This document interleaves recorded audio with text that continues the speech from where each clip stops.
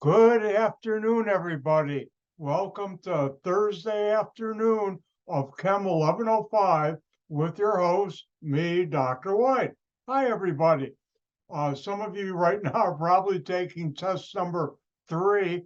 Remember, test number 3 is due tomorrow by 4 p.m. the upload. Take as much time as you need. I said 3 hours. If you need an extra half hour, shouldn't take that long, but if you do. All right. Now, in test number 3, and I've got to open up something.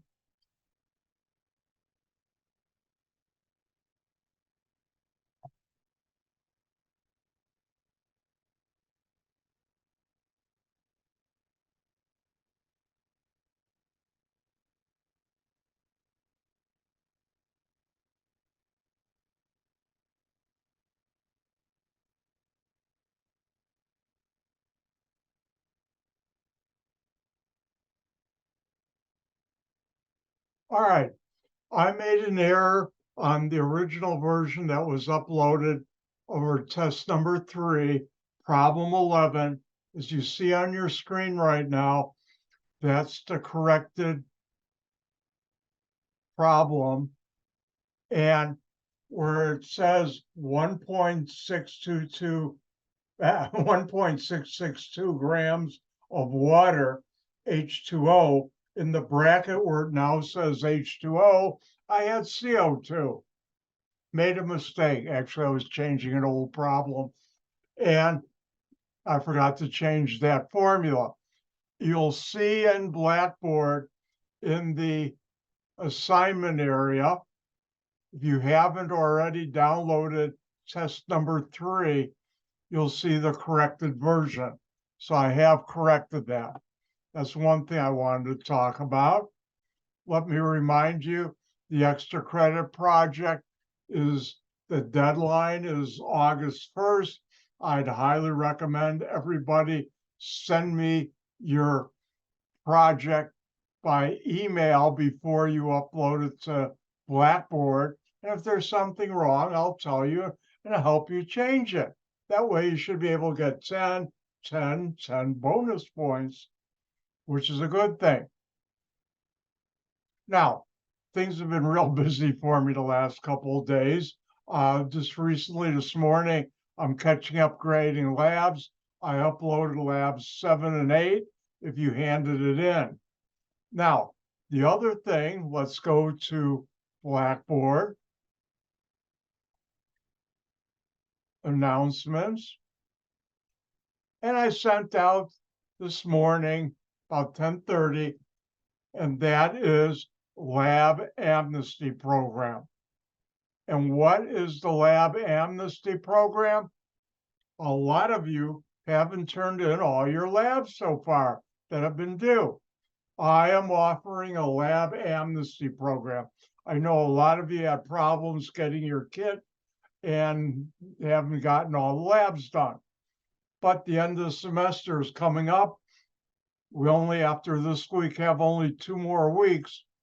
I hear everybody cheering though. But anyways, so we've got to get things finished. You do. All right, so you should submit the lab or those labs, that lab or those labs to Blackboard for any lab that you have not submitted.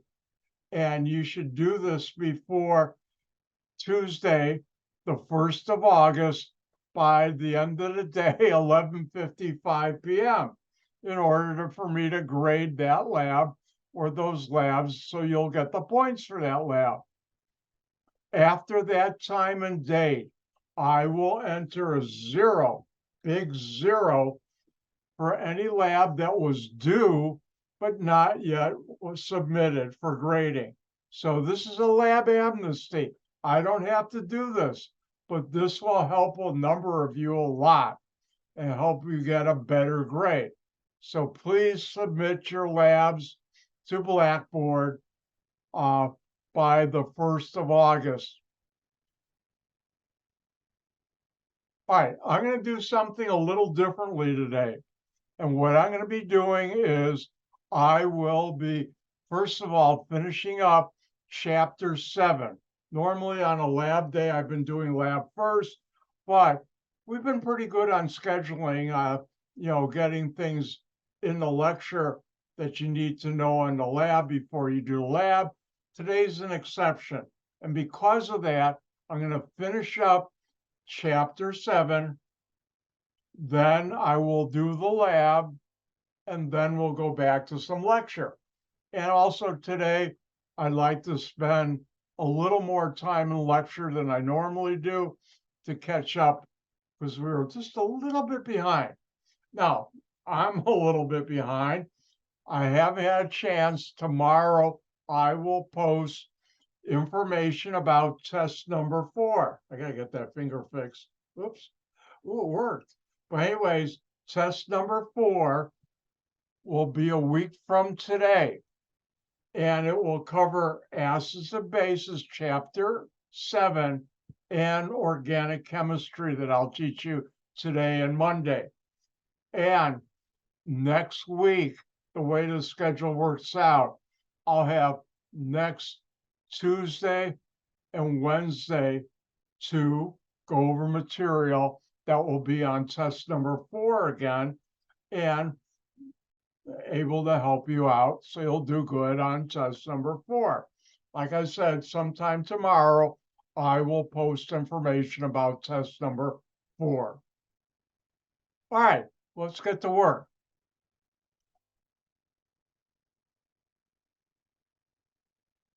And let me get this up.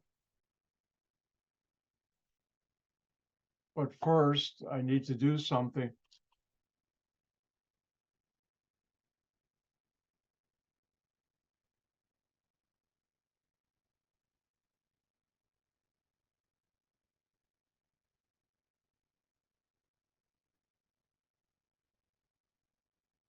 All right, yesterday I was talking about the pH scale.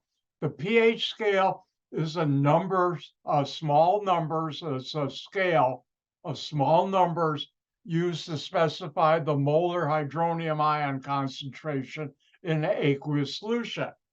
And this helps you identify an aqueous solution as acidic, basic, or neutral. Remember, acidic, the hydronium ion concentration was greater than hydroxide. Basic, hydroxide greater than concentration greater than the hydronium. And neutral solution has the concentration of hydronium ion equal the hydroxide ion concentration.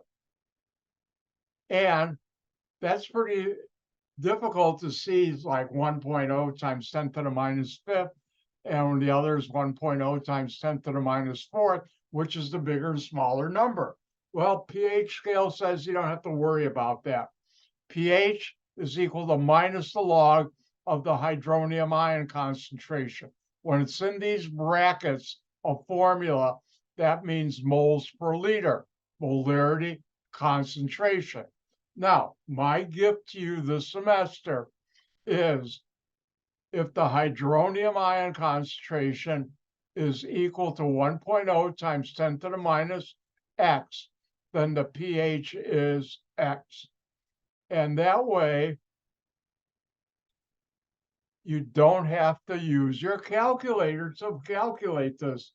If I put 1.0 times 10 to the minus 5th here, the pH is 5. So let's do some practice.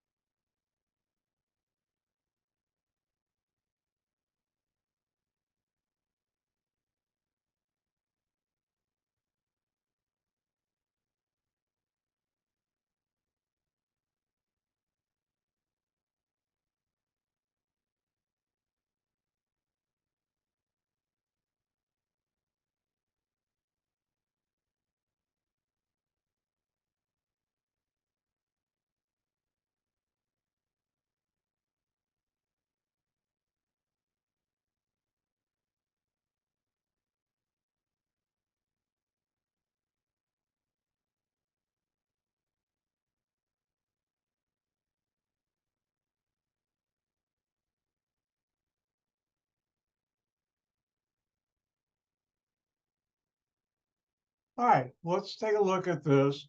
What is the pH of a solution if the hydronium ion concentration is 1.0 times 10 to the minus 2? And is it acidic, basic, or neutral? I'll do this one, then I'll let you have fun doing one. So, what are we being asked to find? What is the pH? What are we given?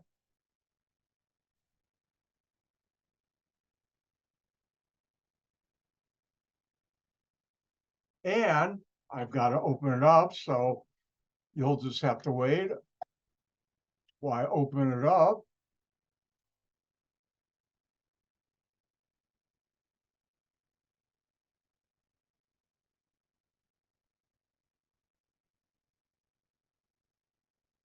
And if you look at important information, test number 4, you'll see I give you the pH is minus the log of the hydronium ion.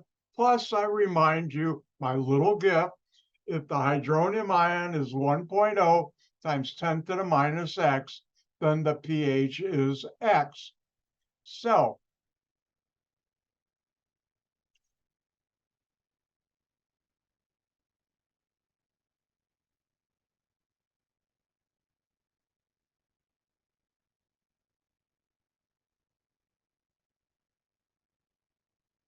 pH is minus log of the hydronium ion concentration.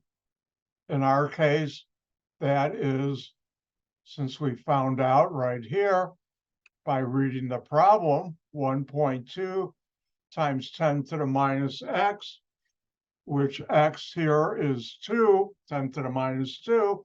Therefore, the pH is 2. So that's the pH. Now, the next question is this acidic, basic, or neutral? And one of the most important things you should leave my class knowing is the pH scale. It goes from 0 to 14. In the middle is 7. At 7, that's neutral pH. Below 7 is acidic. And above 7 is basic. And if the pH is 2, that's definitely below 7. So what's the pH of the solution? Acidic. And that's how you do it. Oh, it's time for you to have some fun.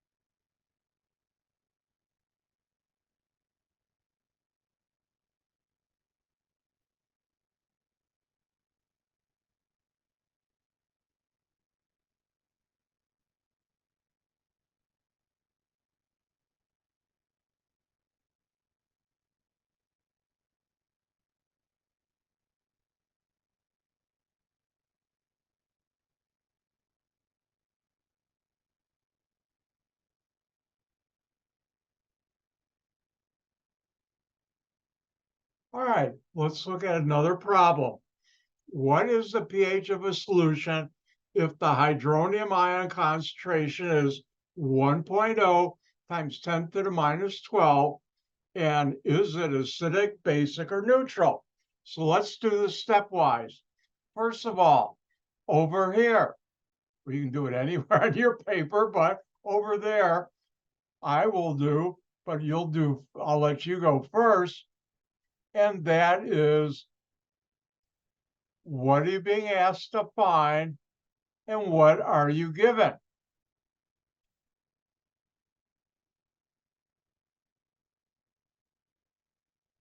All right, looks like everybody's done. So I'm going to proceed. You're being asked to find the pH. What are you given?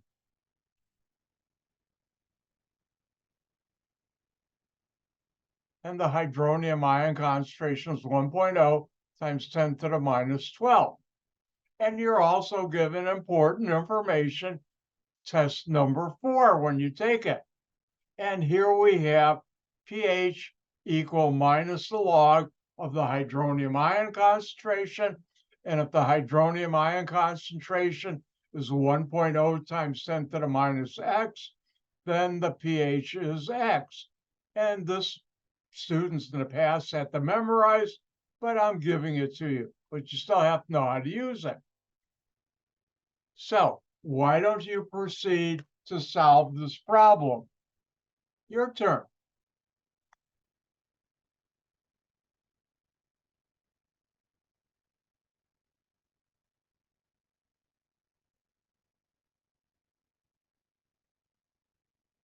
And it looks like everybody's done, so it's my turn. So we're asked to find the pH. pH equal minus the log of the hydronium ion concentration. And our problem here, it's 1.0 times 10 to the minus 12. And if we look at this, when it's 1.0 times 10 to the minus x, then the pH is x. In our case, it's x is 12. So the pH is 12. But it also asks is acidic, basic, or neutral. Oh, look, someone was nice enough to put this nice little chart here. And our pH was 12. And notice 12 is greater than 7. So that means the pH of that solution is basic.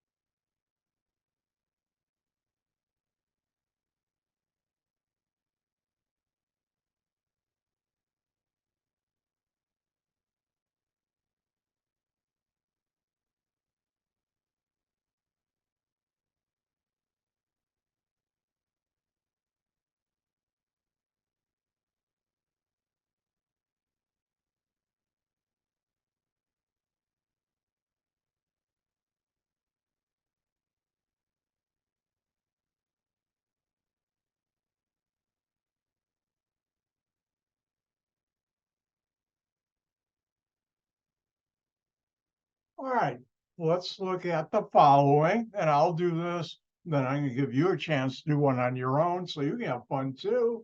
And that is, what is the pH of a solution if the hydroxide OH minus concentration is 1.0 times 10 to the minus 4th? And is it acidic, basic, or neutral? So what are we being asked to find? pH. What are we given?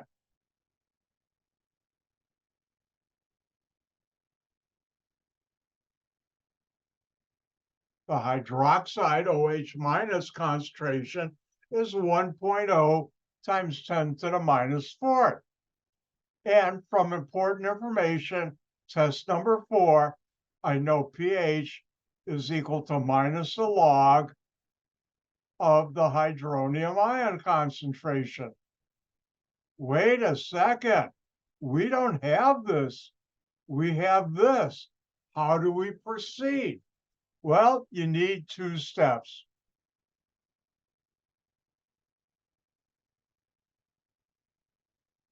And the first step, we've got to be able to calculate the hydronium ion concentration. So step 1, take the OH concentration and convert it to hydronium ion concentration. Well, how do we do that? Well, you look at important information, test number 4, and you see the hydronium ion concentration times the hydroxide ion concentration is 1.0 times 10 to the minus 14th. So we can go back and say in step 1, we know hydronium ion concentration times hydroxide ion concentration equals 1.0 times 10 to the minus 14th. And we want to solve for the hydronium ion concentration. How do you do that? Well, you have to get rid of the hydroxide on that side. Remember, anything divided by itself equals the number 1, cancels out. So to have this alone on one side, the hydronium H3O plus, to get rid of the OH minus hydroxide concentration, I will divide by that. But whatever you do to one side, you have to do to the other, and I will.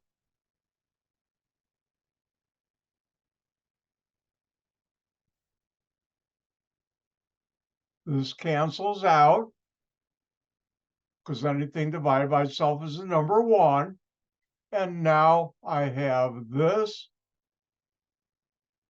equal 1.0 times 10 to the minus 14th divided by the hydroxide concentration. And we know that value from the problem up here.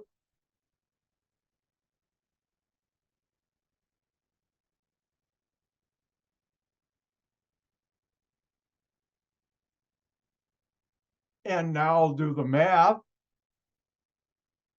And you can use your calculator. I can do this in my head. It's 1.0 times 10 to the minus 10. Are we done? No, we're trying to find the pH. And so I have to do step 2. And that's take the hydronium ion concentration and convert it into pH. And how do we do that? Well, important information, test number 4, it says the pH is minus the log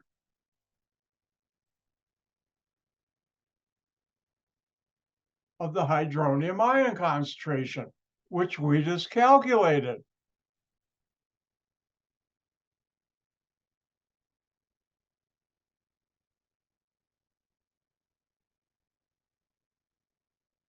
And when you have the hydronium ion concentration, H3O plus, 1.0 times 10 to the minus 10, or 1.0 times 10 to the minus x, the pH is x. In this case, x is 10, so the pH, I was just going to write x.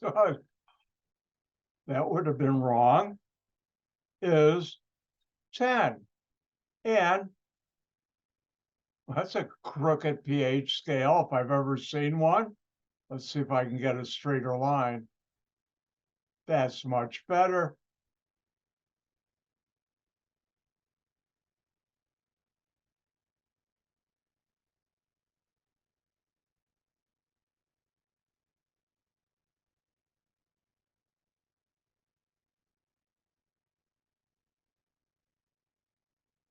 And here we have the pH scale, because you've been asked, is that pH 10 basic, acidic, or neutral?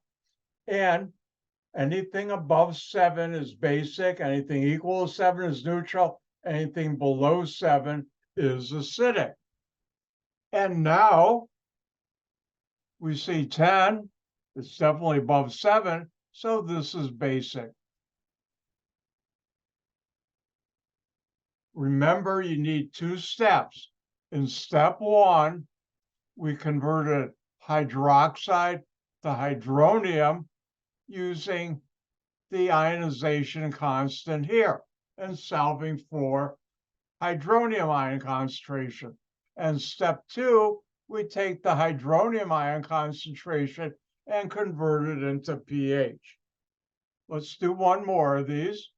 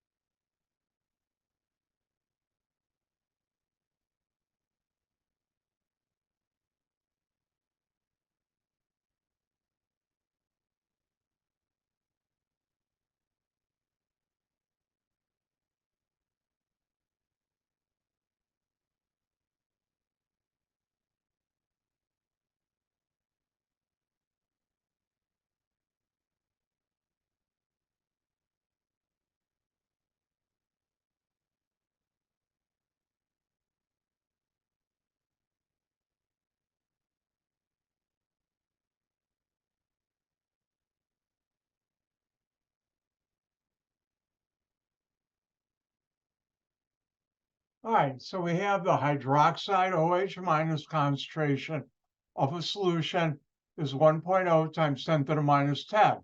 What is the pH of the solution? And is it basic, acidic, or neutral? Now, first of all, what are you being asked to find? What are you given?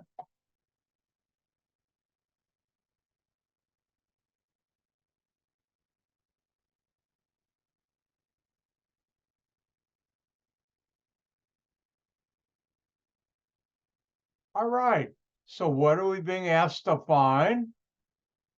The pH.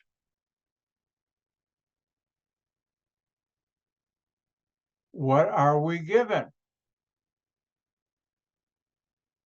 The hydroxide ion concentration is this.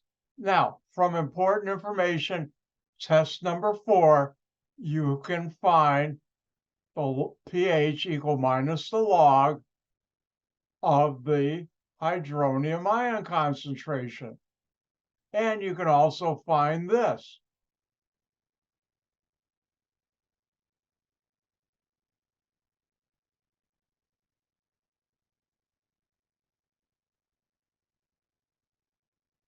The hydronium ion concentration times the hydroxide equals 1.0 times 10 to the minus 4th.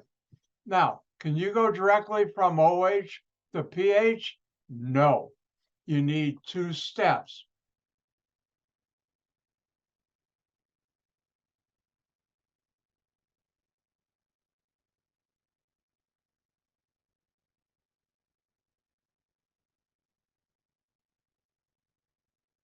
And why don't you try doing step 1, convert the hydroxide to the hydronium ion concentration.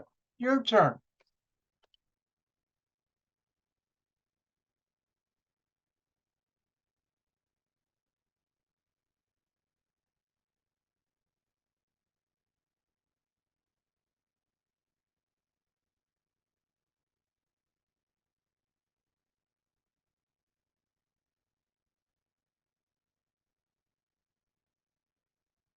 And it looks like everybody's done, so I better get to work.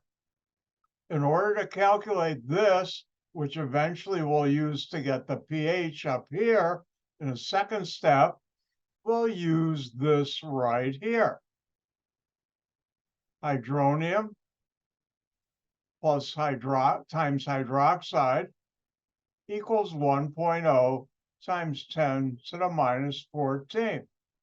To get hydroxide alone, or hydronium ion alone, I will divide by hydroxide, because anything divided by itself is the number 1. And that will be gone. However, whatever I do to one side, I'm going to do to the other side.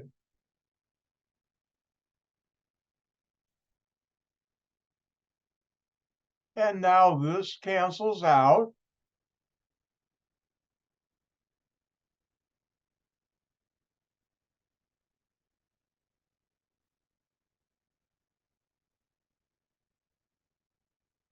And you get this. And now I know what this is.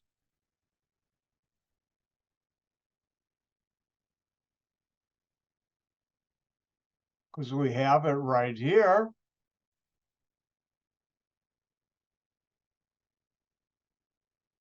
And I know that this is 1.0 times 10 to the minus 4th.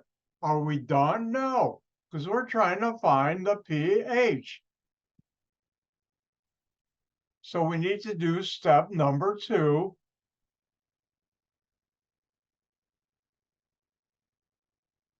Convert the hydronium ion concentration to pH. And from important information, you can see that the pH is minus the log of the hydronium ion concentration.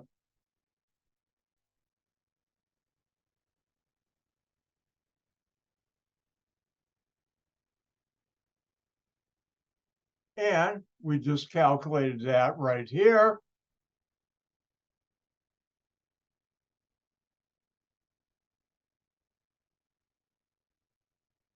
And let me just remind you, and I'll show you my little gift to you. Shh, don't tell anybody, I'm being nice. If the hydronium ion concentration is 1.0 times 10 to the minus X, then the pH is X. And in our case, it's true.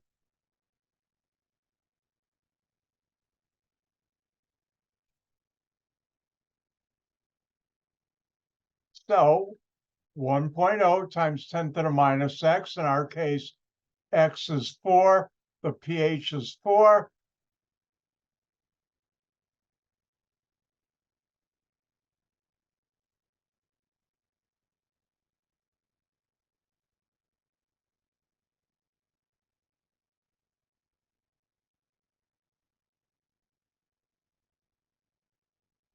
And the other question it asks, is this solution acidic, basic, or neutral? And if it's at pH 7, it's neutral. If it's below 7, it's acidic. And if it's above 7, it's basic. And if we look at our number, hopefully we all picked out 4 was less than 7, because that's our pH, and this is acidic. All right, let's look at something else.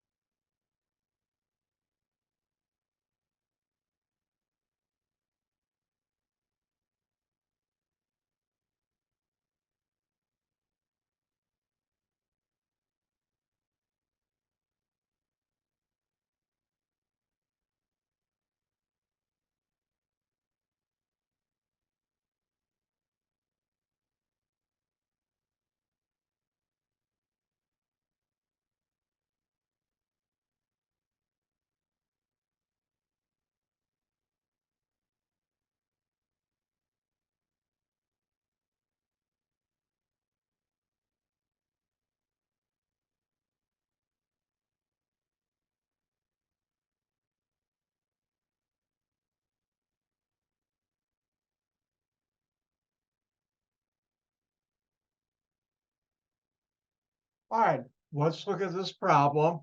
What happens to the numerical value of the pH of a beaker of water at pH equals 7.0 if you add a few drops of HCl? And B, if you add a few drops of NH3 ammonia. Now, the first thing is you have to know HCl is an acid, hydrochloric acid. If you're at pH 7, and here's the pH scale, and you add an acid, the pH will go down, become more acidic.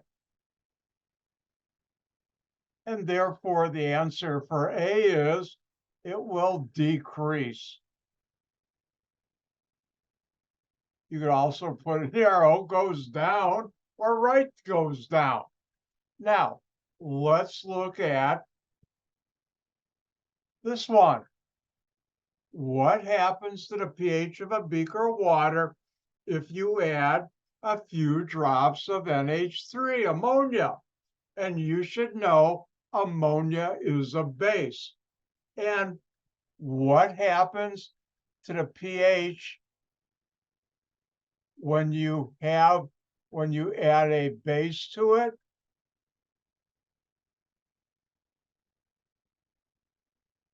Adding a base makes it more basic, and that means the pH will increase.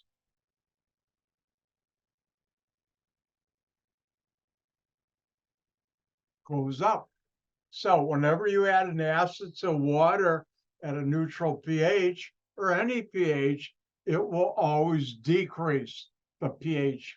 Whenever you add a base to a beaker of water or anything, the pH will increase. All right, let's do another one of these.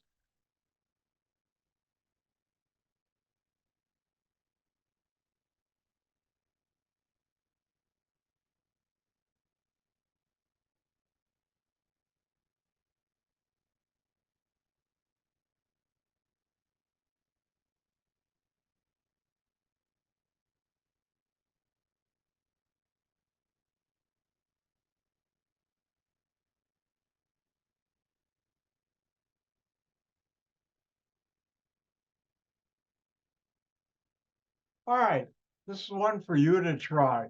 What happens to the numerical value of the pH of a beaker of water at pH 7.0, and there are 2 points each, if you add a few drops of NaOH solution? And B, if you add a few drops of sulfuric acid solution.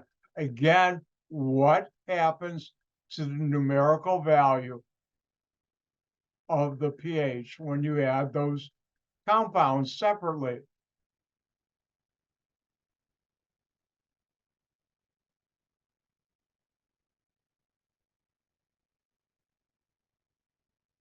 Oh, excuse me. All right, my turn. And let me clean up something here.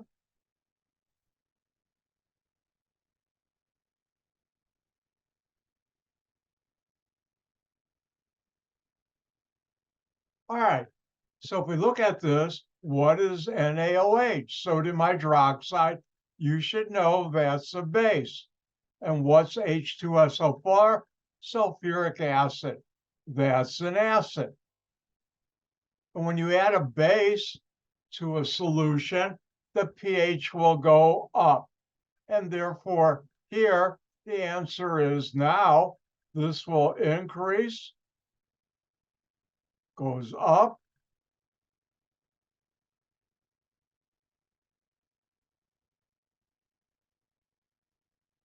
and when you add an acid, the pH goes down. It becomes more acidic, and this will decrease.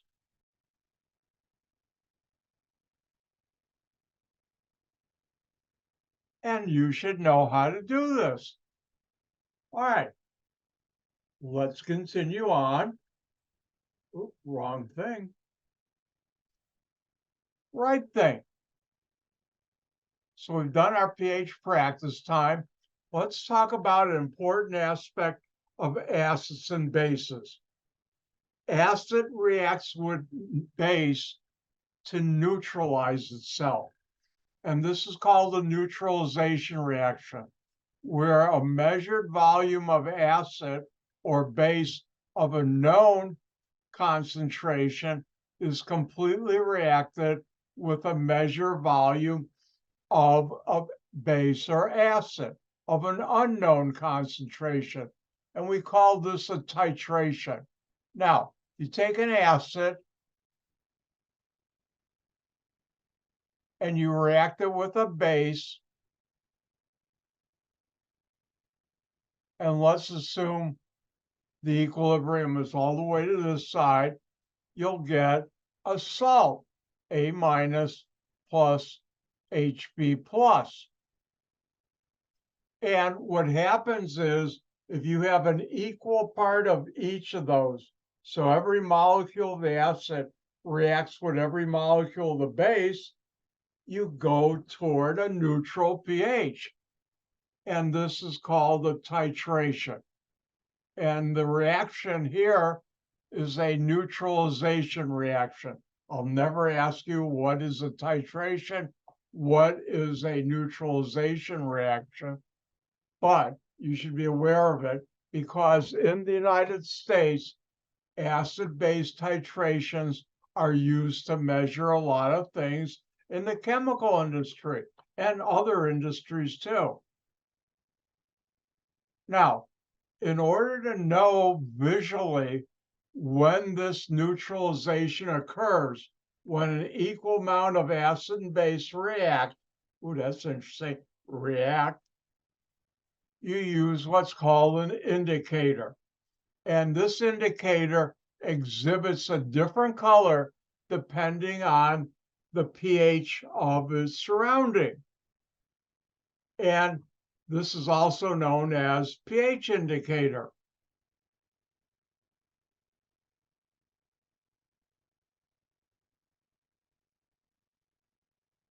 Let's see if I can find something.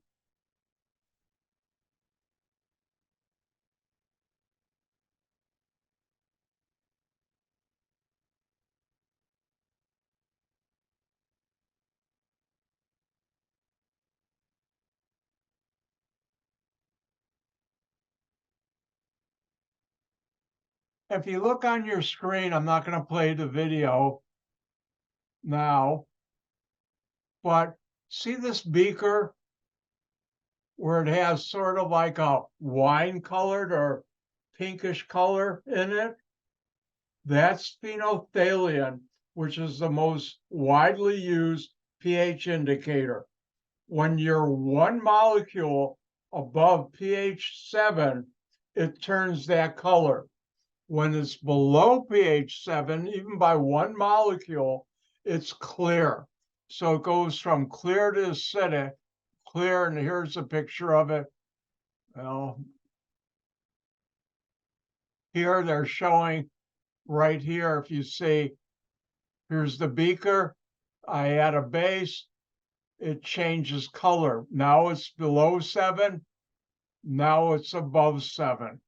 So it changes to that reddish wine color, however you want to call it,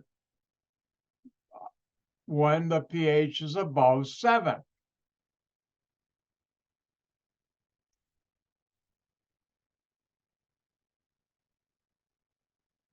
Now, like I just said, phenolphthalein, the pH indicator, which you'll be using later today in today's lab, changes color. Below 7 is clear, above 7, it's a wine color. If it matters what kind of wine you drink, but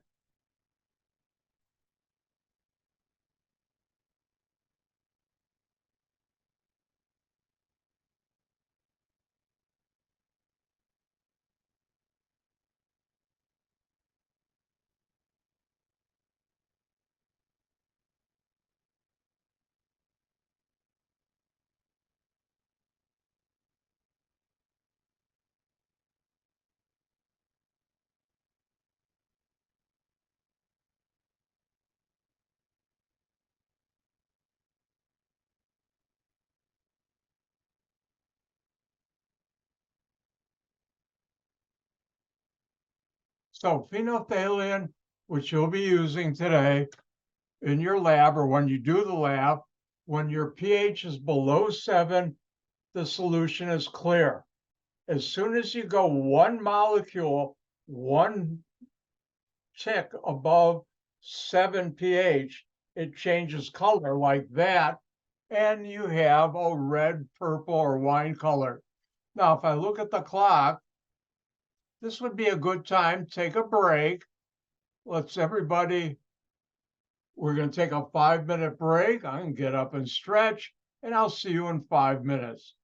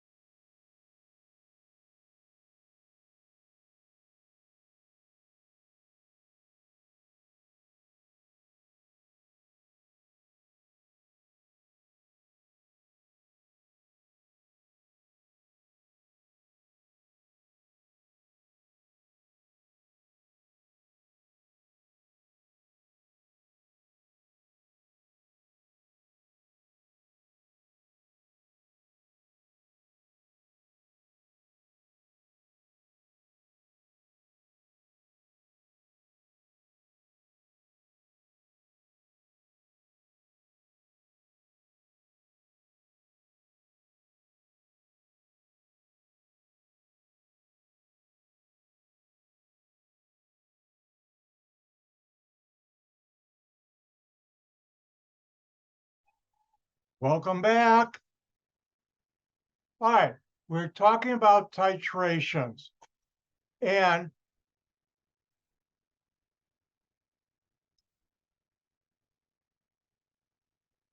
you can, at a titration, you react an acid with a base to reach what's called neutralization. At neutralization, you use a pH indicator. In industry, we also have actual electronic equipment that will help, but you also use a pH indicator. And the most common is phenolphthalein. When you're 7 or less, it's clear. When it's one molecule above 7, it turns a wine color, red purple, like I showed you. Now, titration data are used to calculate the molarity, you know what that is, moles per liter, of an acid or base solution. And this is a very important daily, what would be the right term, activity that happens throughout chemical plants and other plants production throughout the world. I was hired by one company to help improve their quality control. And what I showed them was how to do very accurate titrations. And it did improve their quality of their product by being able to do better titrations. For that one, let's see if I can find it real quick.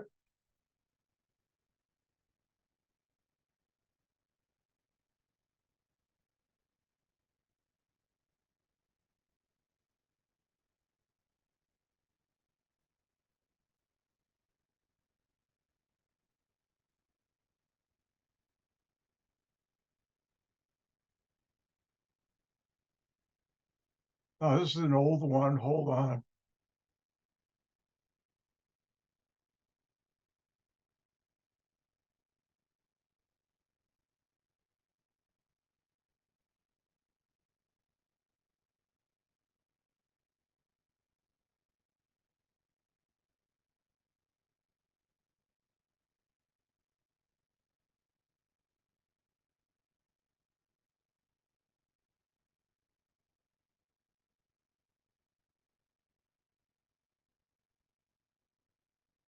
And here we have, you can see on your screen here, this is an older Dosamat. This is a used one. This is an automatic titrator, or actually electronic, and you can be accurate to 1,000th of a milliliter, 0.001 milliliters. And the company I was hired, they didn't know about these. I did because I'd used them before at a company that I improved their titrations, so I know about these things. And when the CEO, because these new are about 4,000 a piece, we had to buy about 5 of those. He says, "You want me to spend $20,000?" And that's a lot of money. And it is. So I had him buy one, or actually, we didn't buy one because I knew the salesman.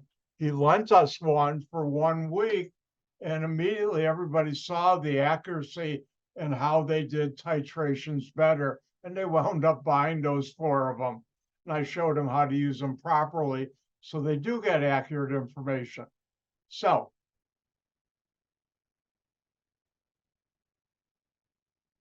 key point, titration points. At neutral pH, you have an acid and you add a base to it, you bring the pH up. When it's at neutral pH, you can calculate the molarity of which is unknown, the acid or base, based on what you're adding, a known amount.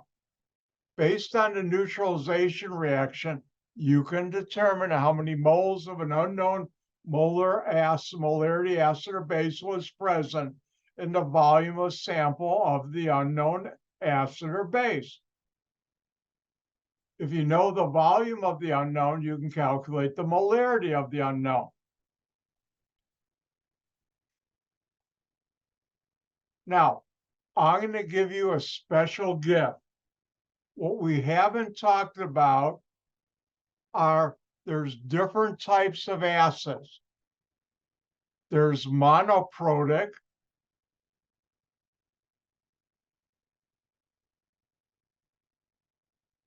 which means it has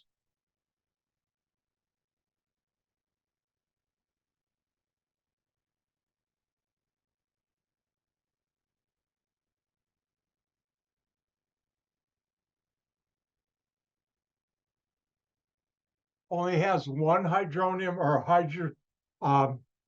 one H plus, mental break here, one proton to give up. And they're di and polyprotic.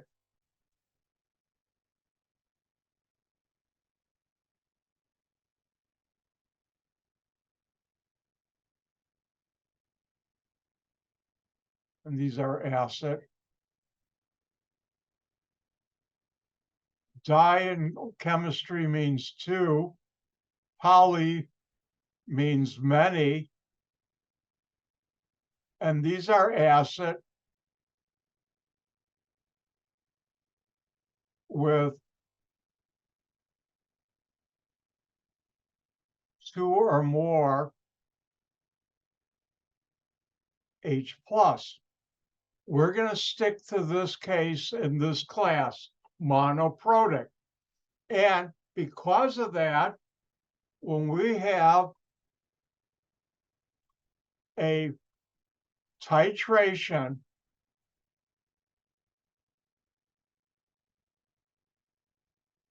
it will be this.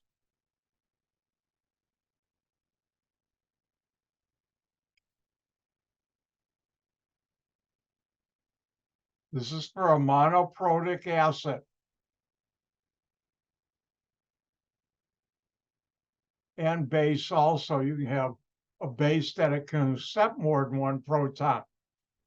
So when this is true, something really nice happens that I'm going to give you a gift. Instead of making it easy or hard, I'm going to make it easy for you. At when this neutralization happens,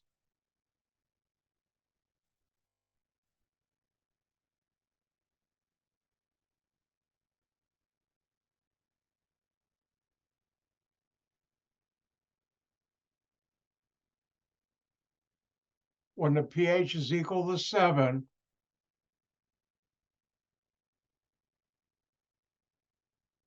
we know moles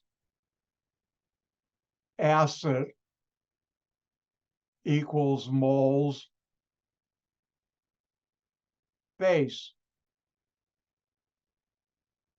And from, oh, I wonder why my E went down there. Is today Friday the 13th? No, it's a Thursday. Spooky things happening. Now, moles of acid you can calculate by milliliters acid times molarity of acid. Now, actually, it would be moles per 1,000 milliliters, but for a monoprotic example, we can get away with that.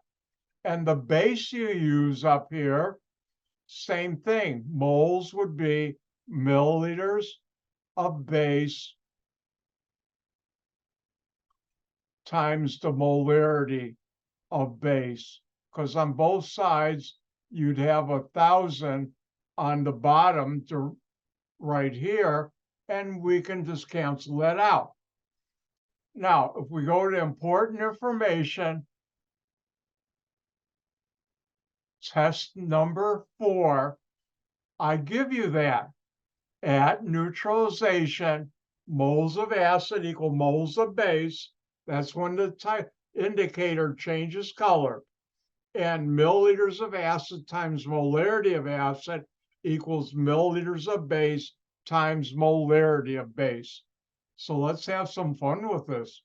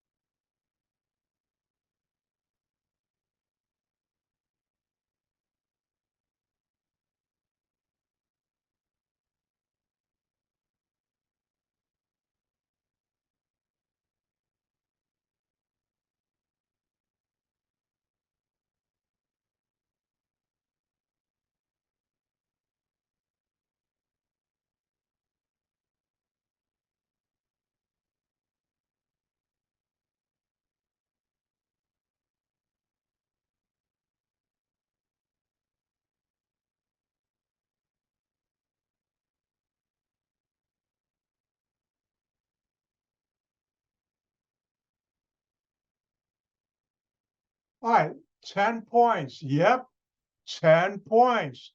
What is the molarity of 125 milliliters of a HCl solution if you have to add 147 milliliters of a 1.22 capital M, that means molarity, NaOH solution to make the pH indicator change color?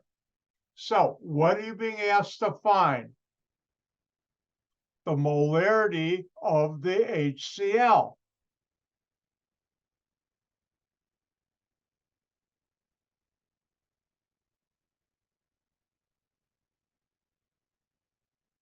Which I'll abbreviate by capital M, HCl.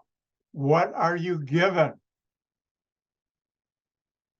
You have 125 milliliters of the HCl solution. You also need 147 milliliters of a 1.22 molar NaOH solution to make the pH indicator change color.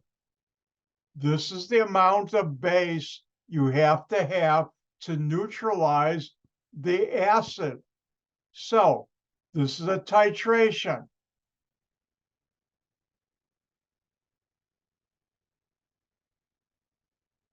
And at neutralization, which is when the color changes, we know the following. And if you forget, you can go to important information. Test number 4, moles of acid equal moles of base. And the milliliters of acid times the molarity of the acid equals the milliliters of the base times the molarity of the base.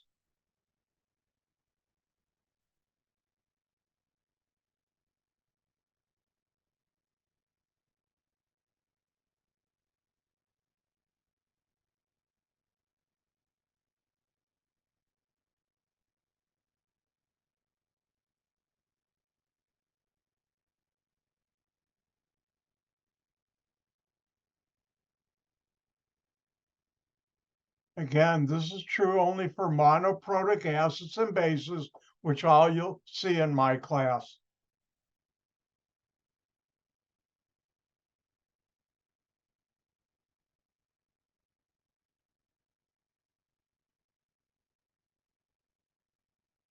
Now, you should know HCl, hydrochloric acid, is an acid. NaOH is a base. So now we know we have 125 milliliters of HCl times the molarity of HCl, which we're trying to find, equals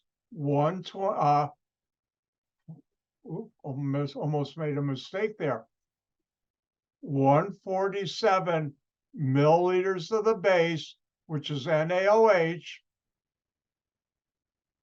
times 1.22 molar NaOH. And now we want to solve for this. We want it alone on one side. So I will divide both sides by 125 milliliters of HCl.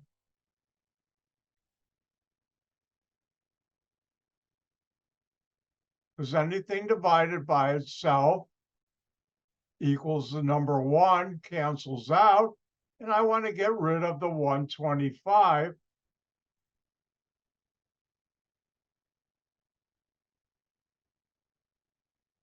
Well, whatever you do to one side, you have to do to the other.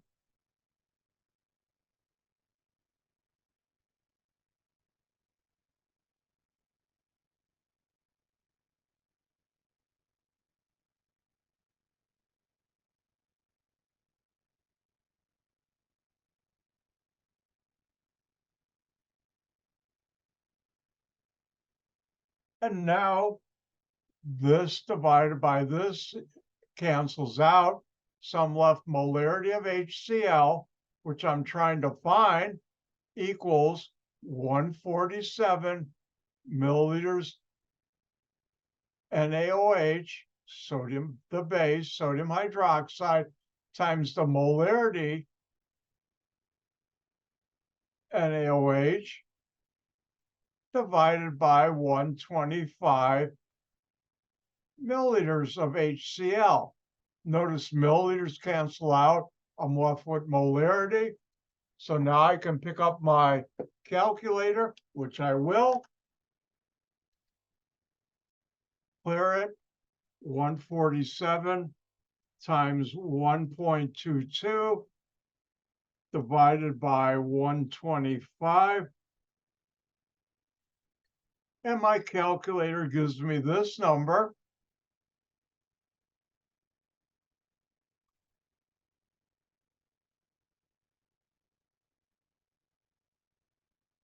Remember, 10 to the 0 is 1, so it's really 1.4347. And this is multiplication division. You get the same number of significant figures in your answer as the number with the fewest significant figures. Uh-oh, Dr. White's in his 3 significant figure run.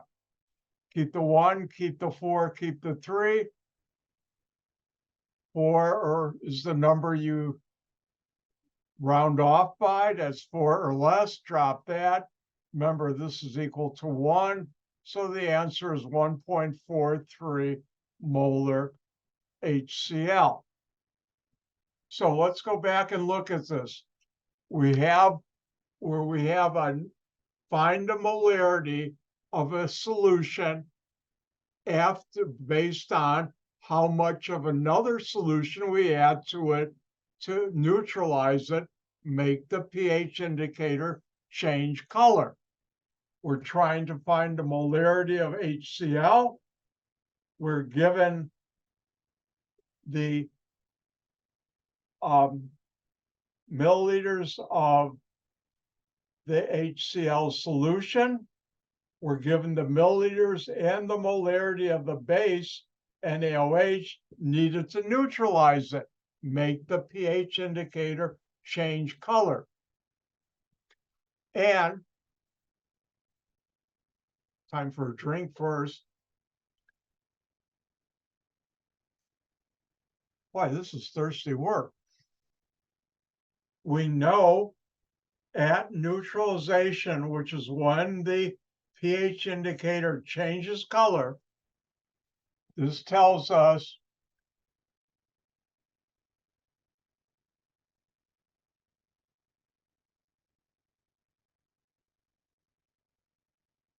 running out of room, sorry about it, drooping like that. When the pH color changes, you're at neutralization. And at neutralization, moles of acid equal moles of base. And moles of acid is the milliliters of acid times the molarity of the acid for this special problem. It actually would be molarity divided by 1,000, but we can get away with it for this. And that's equal to the moles of base, milliliters of base, times the molarity of the base. Where do you get this? Important information. At neutralization, moles of acid equal moles of base. The milliliters of acid times the molarity of the acid equals the milliliters of base and the molarity of the base. And now we fill in the numbers. Acid is HCl. We have these milliliters. We're trying to find the molarity. We have the milliliters of base. We have the molarity of the base. We now want to get the molarity of HCl we're trying to solve for alone on one side. To get rid of the 125 milliliters of HCl, we divide by it. But whatever you do to one side, you have to do to the other, and I did. It's a good thing. And now we have this equals this. We do the math. Remember, Use proper significant figures for all calculated answers.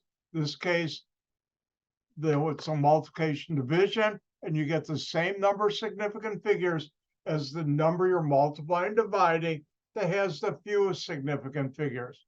All right, let's do one more.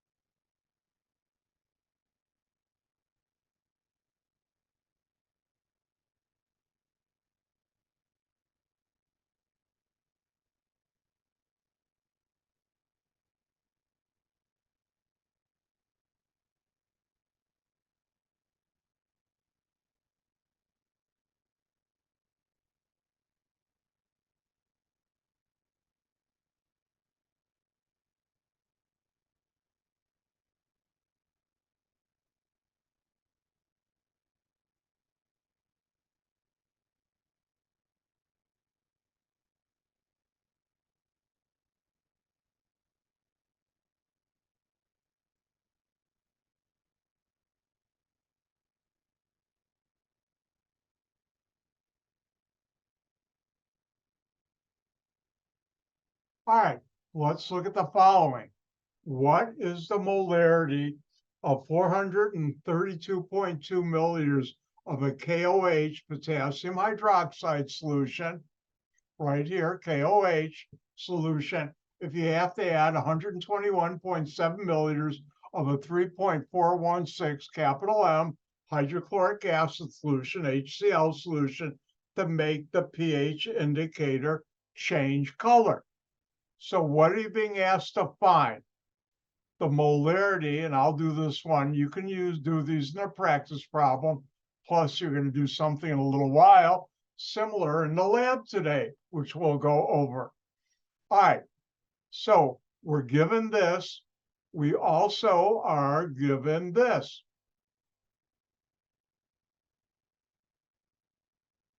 And we're given, we have to add 121.7 milliliters of a 3.416 molar HCl solution to neutralize it. This is a titration.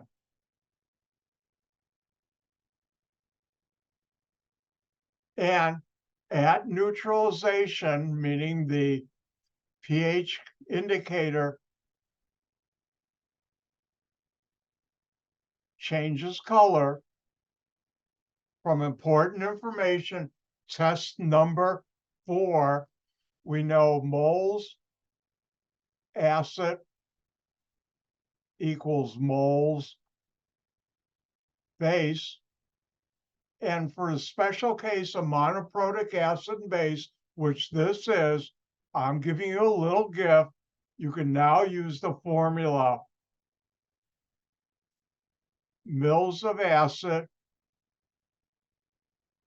times molarity of acid equals mils of base times molarity of base. And if we look here, KOH, you should know potassium hydroxide is a base, and hydrochloric acid, HCl, is an acid.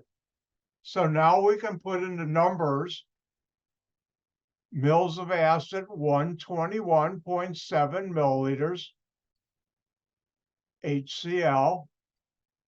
Molarity of the HCl is 3.416 molar HCl. Milliliters of base, what we have right here, 432.2 milliliters of KOH, and we're trying to find the molarity of KOH. Now, we're trying to solve for this. How do we get it alone on one side? We divide both sides by this.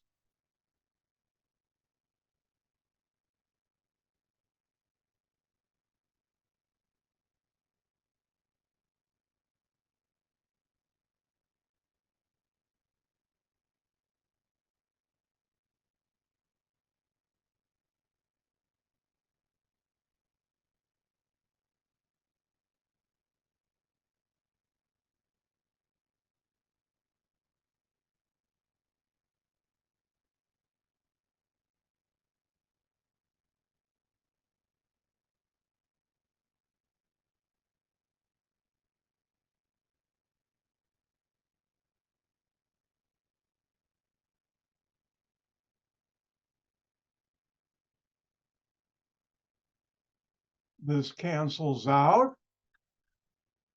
I'm left with molarity of KOH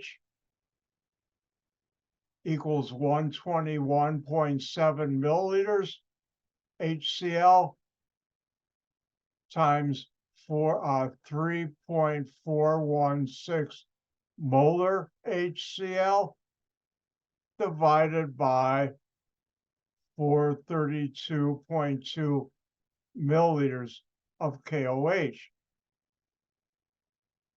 Milliliters cancel out. I'm left with molarity. Let's see, molarity, KOH. You don't have to rewrite it. I will.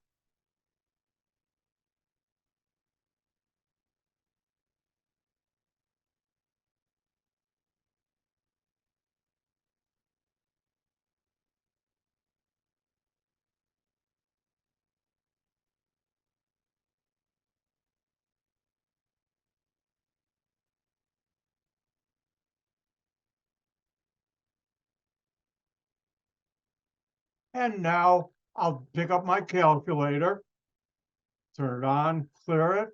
I have 121.7 times 3.416 divided by 432.2. And my calculator gives me this massive number.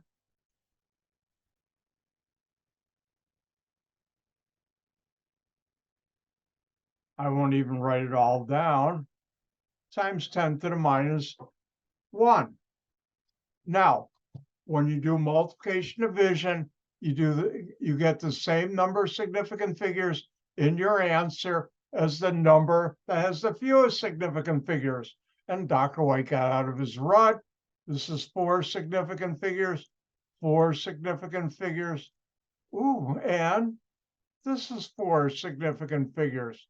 So how many significant figures should our answer have? 4. Keep the 9, keep the 6, keep the 1, keep the 8. Second 8 you use to round off. Is that 4 or less or 5 or higher? And hope we all picked 5 or higher. Drop all that, increase this by 1. Move down here so we can have some room. And that would be 9.619 times 10 to the minus 1 molar KOH. And that's how you'd find the molarity. Now it's lab time. I wanted to get through that so we can do our lab.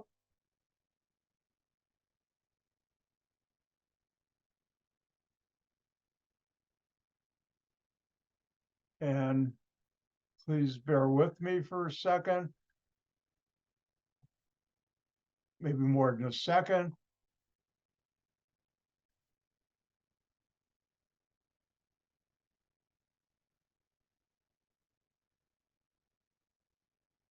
Today's lab is lab number 12. You should all see that on your screen right now. Oh, actually, you should now. All right, here I'm in Blackboard. Let me show you something important. One, you will just do activities 1 and 2 for this lab. Do not do activity 3. For activity 2, see the video here, and I'm going to have to put a link here, a better link. I'll show you. And be sure to answer question 4 on the question on page 4. Now, one other thing I wanted to show you, I have done something nice. Don't tell anybody or ruin my image around here. I have given you a calculation sheet to help you out.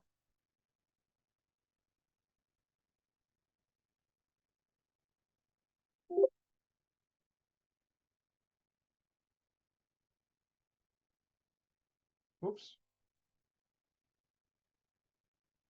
And here's that calculation sheet, which I'll teach you about in a little while. And I just noticed I have a mistake there, but we'll get to that.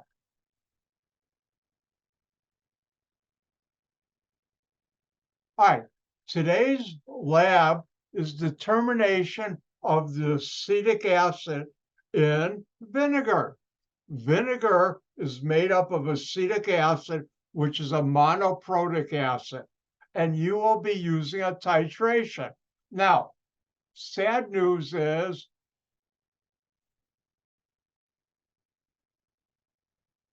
let me make this a little larger, you won't be using a couple $1,000 Metron Dosamat. You'll be using the syringe in your kit. Now, don't forget, wear gloves, especially goggles for this lab.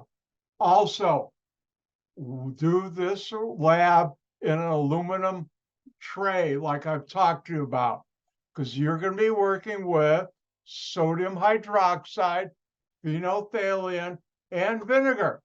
And some of those things might not be nice to the top if you have a marble or other material top in your kitchen or wherever you're doing this.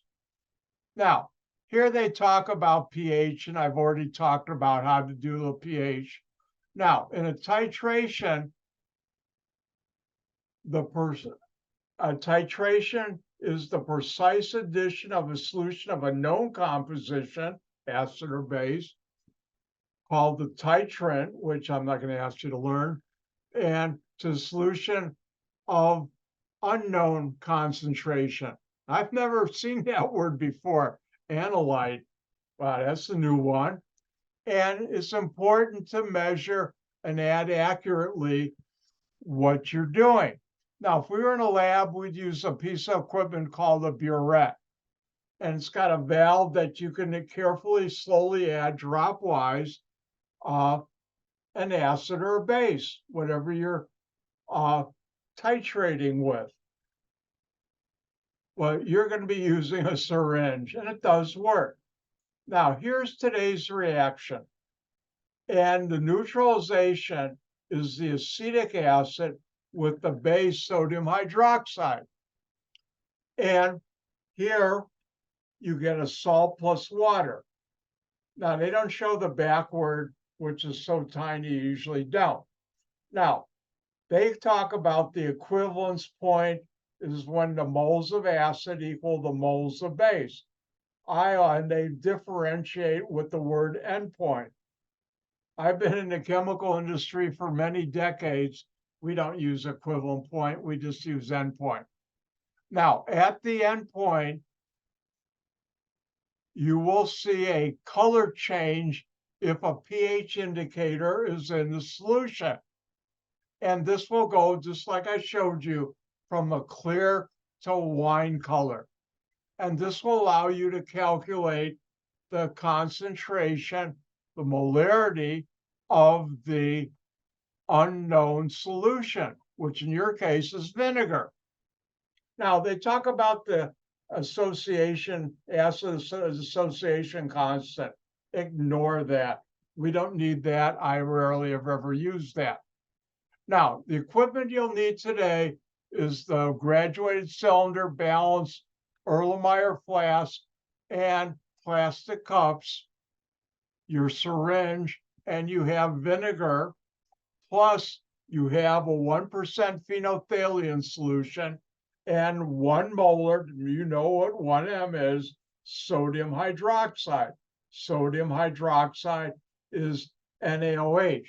Now, it's highly recommended, and I do, you have a piece of white paper, any kind of printer paper, or anything white, even Kleenex will do, or puffs. I'm a puff person, not Kleenex. You will also need another vinegar sample that you should have in your house besides the brand of vinegar there you're giving you. Now, remember, since you're using sodium hydroxide, phenolphthalein, and vinegar, wear goggles, wear gloves, and you should wear a safety apron if you want to. If you get vinegar, or sodium hydroxide on your skin or in your eyes, they shouldn't get in your eyes because you'll be wearing goggles. But if you get sodium hydroxide, rinse with cold water, not hot water, cold water. They say for about 15 minutes, at least 10 minutes, 15 is better. And you should be okay.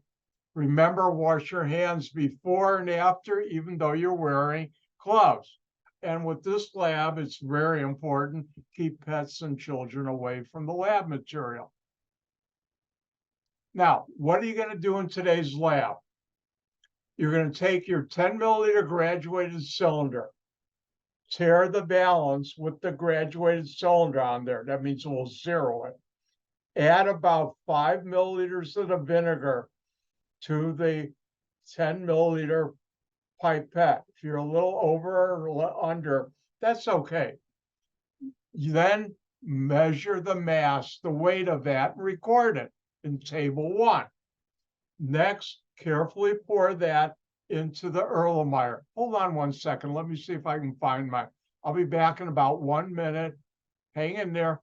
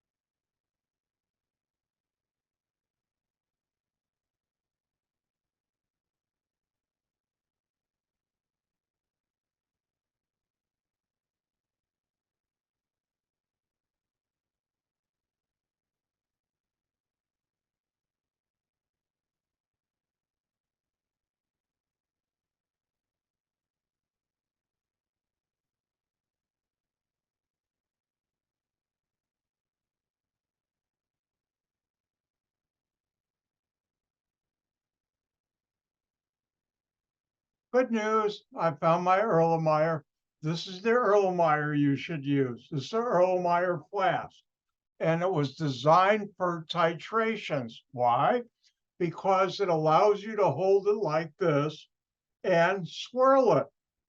The way you swirl or mix the Erlenmeyer, hold it like this and go like that. You got a liquid and it works real well. Now, you'll put the 10 milliliters carefully of the 5 milliliters of this vinegar in here.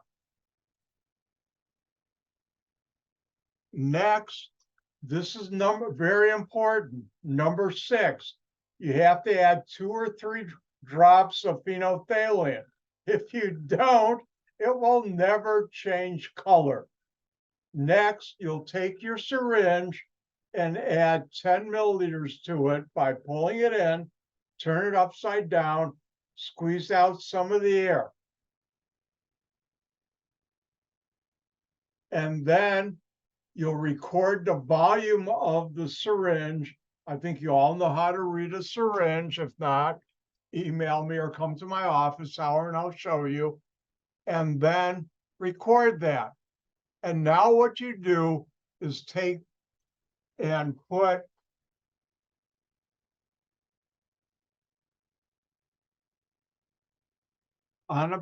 in your pan, put a piece of white paper, put your Erlenmeyer on top with the vinegar, and slowly add a small amount of your base from the solution, syringe, and then swirl it. You keep on adding half-milliliter increments until you see a slow, any color. Then you slow down, add smaller amounts. After each time, swirl it. Once it changes the slightest pink color, then stop. Then let it sit for about 30 seconds, swirl it. And if it doesn't change color, you are done. Then, because you've reached the end point. And near the end point, add smaller amounts so you don't, it's called overshoot the end point. You don't want it real dark. And once the end point has been reached, you record the volume of the sodium hydroxide. Now, at this point, whatever in here, you can pour into the sink, your sink, and rinse it with cold water. Then rinse this again 3 times with cold water and repeat steps 1 through 16 for column 2. Now they have a column 3 too, and let's go look at this.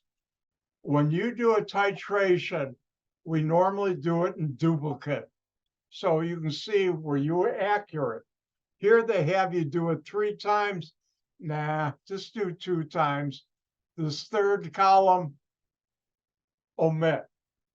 Now, I'm going to teach you how to figure out what the volume of, well, the volume of sodium hydroxide would be final minus initial. Now, what's the volume of the vinegar? You'll need that, and I'll show you how to calculate that in a little while. What's the moles of NaOH? What's the moles of the sample? What's the mass of the sample of acetic acid? And what's the molarity? Now, they ask you to calculate the percent mass. Don't worry about that. All I want you to do is calculate the molarity. Now, how do you do that?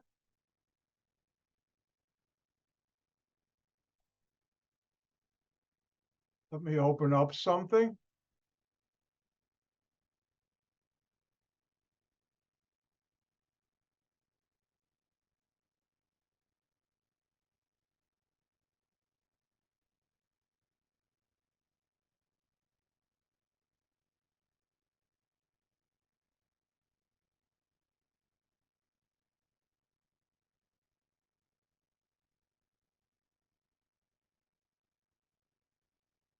All right. From the lab, you can download lab number 12 calculations. And I'm going to have to rewrite this because I made a mistake. And how many milliliters of vinegar did you have? You'll take the mass in grams of vinegar, and this G right there should be a 1. And what you'll get is take the mass, multiply it by 1, this G ignore, and divide it by 1.00 grams of vinegar. And that will give you a number Z milliliters of vinegar.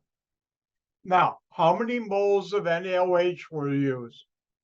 Take the milliliters of NaOH you found and multiply it by 1 mole of NaOH divided by 1,000. Don't forget to divide by 1,000. And you'll get the moles of sodium hydroxide. Now, how many moles of acetic acid? Well, if you remember, 1 mole of acetic acid, the coefficient is 1, reacts with 1 mole of sodium hydroxide. So the number of moles of sodium hydroxide equals the number of moles of acetic acid. Now, to find the molarity of your acetic acid in your vinegar for activity 1, take this number I you just calculated, multiply it by 1,000, and divide it by the milliliter Z of vinegar, which you calculated up here. Remember that G is this 1, my mistake, and I'll correct it tomorrow. I don't think I'll have time to do it today. And this number J is your molarity. So these are all the calculations that figure that table. Again, I'm not gonna be asking you to do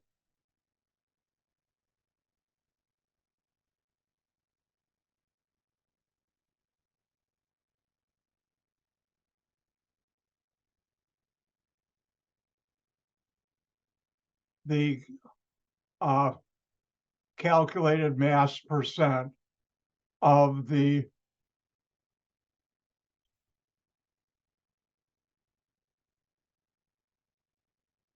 vinegar, just the molarity. Now, in activity 2, you'll do the identical thing you did in activity 1, the same steps, 1 through 16, except you'll use a different vinegar. In your house, you should have, hopefully, you don't have to go out and buy some vinegar. And that, if you have rice wine vinegar, apple cider vinegar, balsamic vinegar, malt vinegar. Now, in my house, I have the regular white vinegar that you'll do in activity 1. I also have apple cider vinegar, and I also have balsamic vinegar, and I also have rice wine vinegar. Dr. White likes to cook and likes to use different types of vinegar. And you'll do the same thing again. Just do run 1 and 2, sample 1 and 2. You don't have to do it in triplicate, and you'll only calculate the molarity using the chart or the handout I just showed you. Now, clean up everything down the sink. Let the water run for a while. Now, remember, I'm not asking you to do activity 3. I'm not asking you to do activity 3. Now, let's look at the lab write-up for this.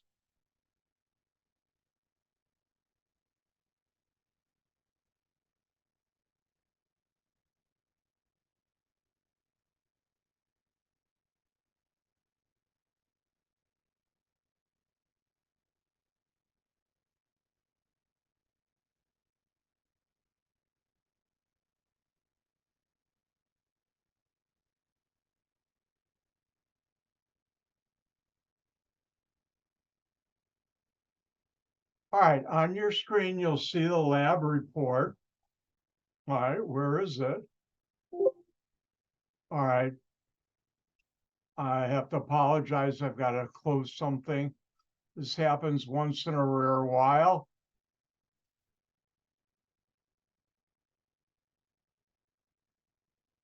Yes, you do need to do one selfie with this one part of the lab, say holding this with something in here, like when after it changes color would be a nice selfie. That would make Dr. White happy to see. You want to do that. And let me open up stuff again.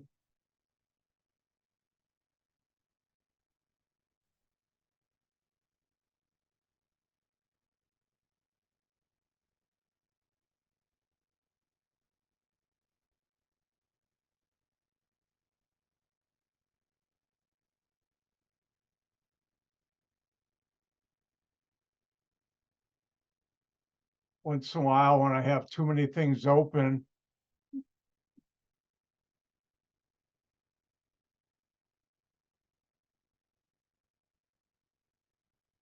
My computer burps at me and it just burped.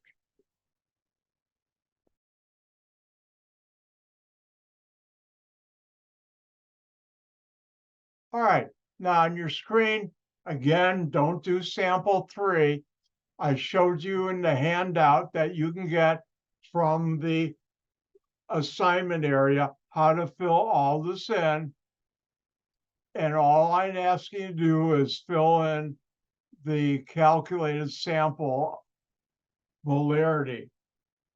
And then same thing in table 2, just do run 1 is sample 1 and 2. We call that run 1 and 2. And again, just calculate the molarity of your vinegar solution. Then answer this question at the bottom of table 2. It lists at least 2 possible sources of error from this experiment. Would these errors result in an over or under estimate of your concentration of vinegar?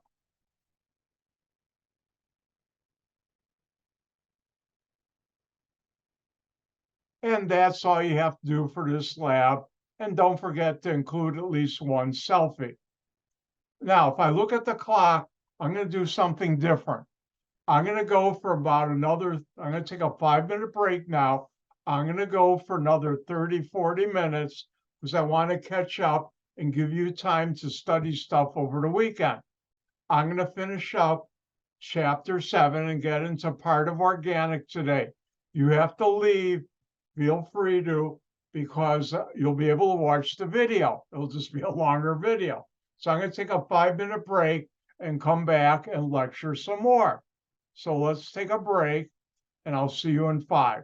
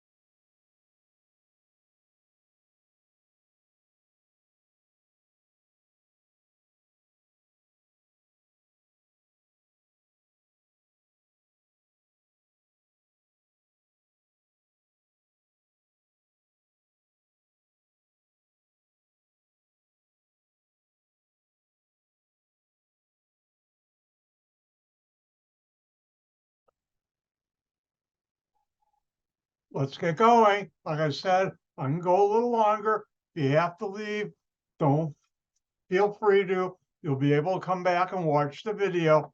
But I want to finish things so you have time to study over the weekend, because a week from today will be test number 4. I gotta get that finger fixed.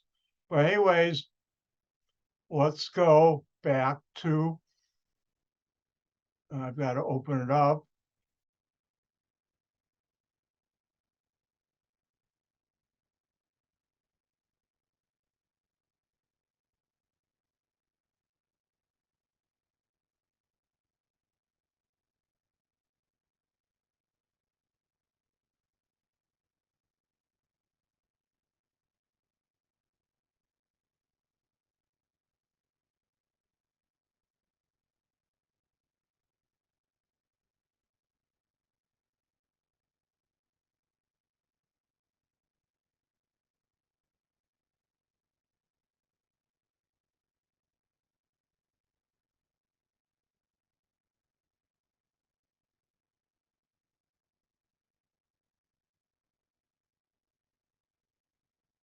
All right, so we've done our titration practice, and now let's move on.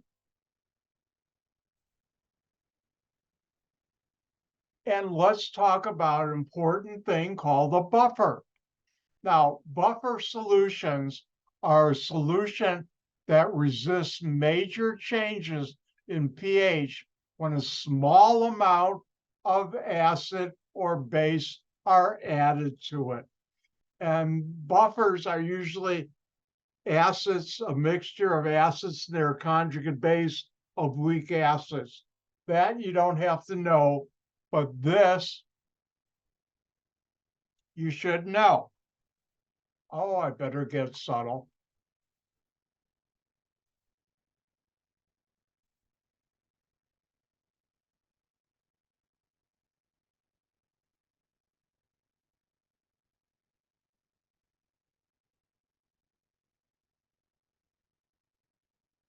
And you should know that a buffer solution resists major changes in pH when small amounts of acid and base are added to it. Your blood is buffered.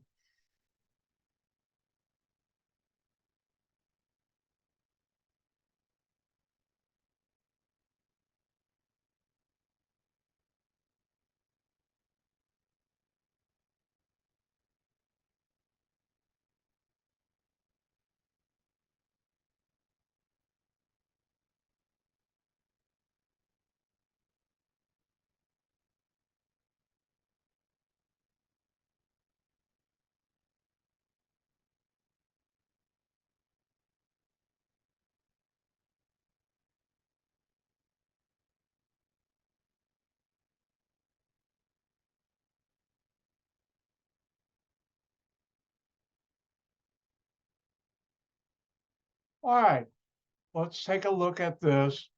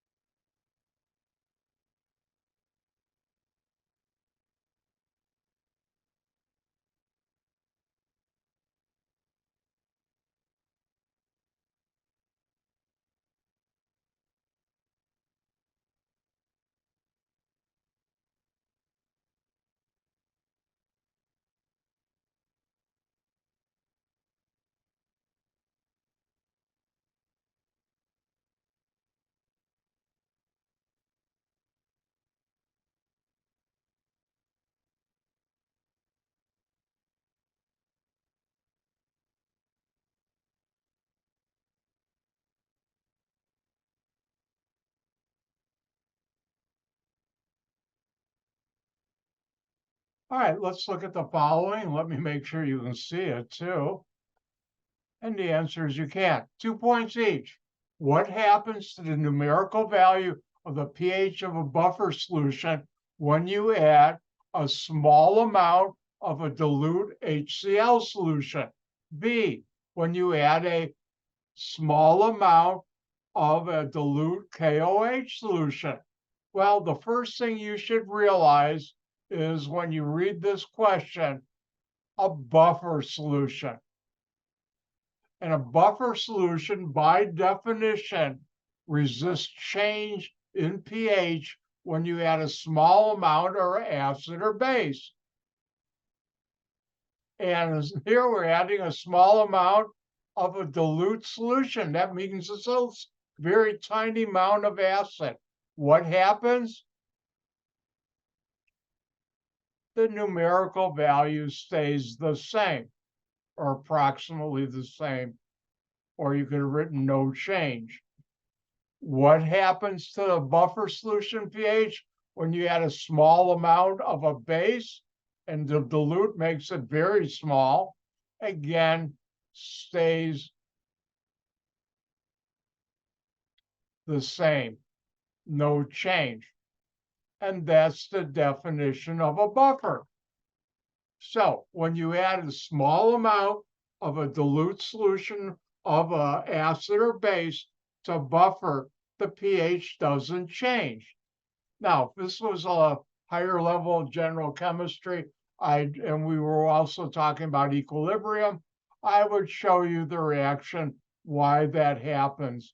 But we don't discuss that in Le Chatelain's principle in this class. And with that, it's the end of this chapter, not of our lecture today. Now, on Monday, I will go through, excuse me, on Monday, I will go through the chapter 7 problem set. Things are getting quicker. It's the end of the semester. It always happens in the summer. And remember, a week from today, Thursday, I will be giving test number 4. Tomorrow sometime, I'll put that announcement out. Now, it's time for a new chapter. And what's that new chapter? It's organic chemistry, which covers things from chapters 9, 10, 16, 17, and 18 of your book. Remember, you're in my home court now. I'm an organic chemist. Now, I'm not going to ask you on a test, but what's organic chemistry? And initially, it was the study of molecules found in living things like plants, animals, and humans. And people thought the only way you could find those type of molecules were in things that were alive. And that's how it got the name organic. Now, since in our society, advertising executives have hijacked the word organic when they talk about organic food to include food that's made in a special way under special conditions, but in reality, all food is organic because it's made up of organic molecules.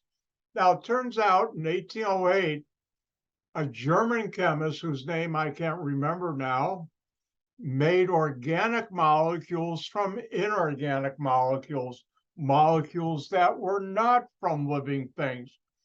And now, because of that great discovery,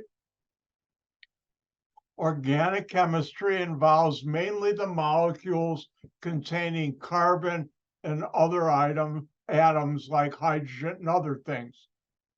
Again, this slide, click, switch was off. Now, when we talk about organic chemistry, what's near and dear to my heart as an organic chemist is the carbon atom. Organic chemistry evolves around the carbon atom. Now, as you know, the carbon atom has 4 valence electrons. And something the carbon atom can do that not all other elements can do is bond to other elements, and this is important, including itself. It can form what we call chains with and without branches and rings, and I'll teach you about it. And this is the basis for all life on Earth. All our carbohydrates, our proteins, our fats and oils are made up of carbon atoms. Your skin, which is organic chemistry, is made up of mainly carbon atoms. There are other atoms, but mainly carbon. Now, switch is on. When we talk about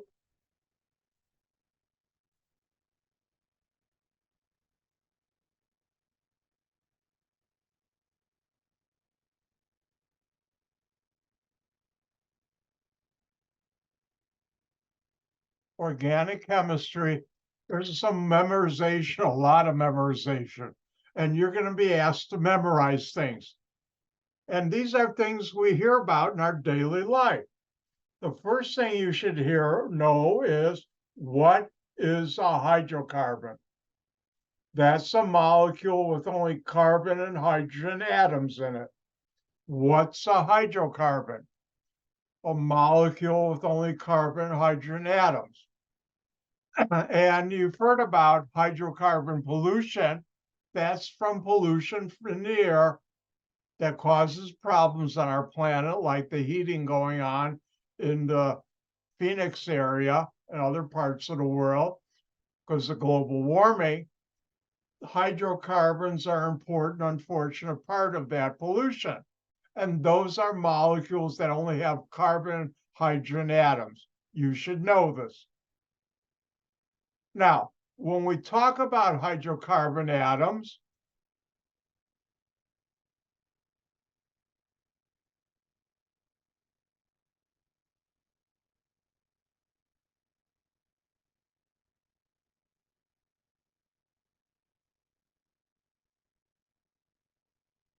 there are two types of hydrocarbons.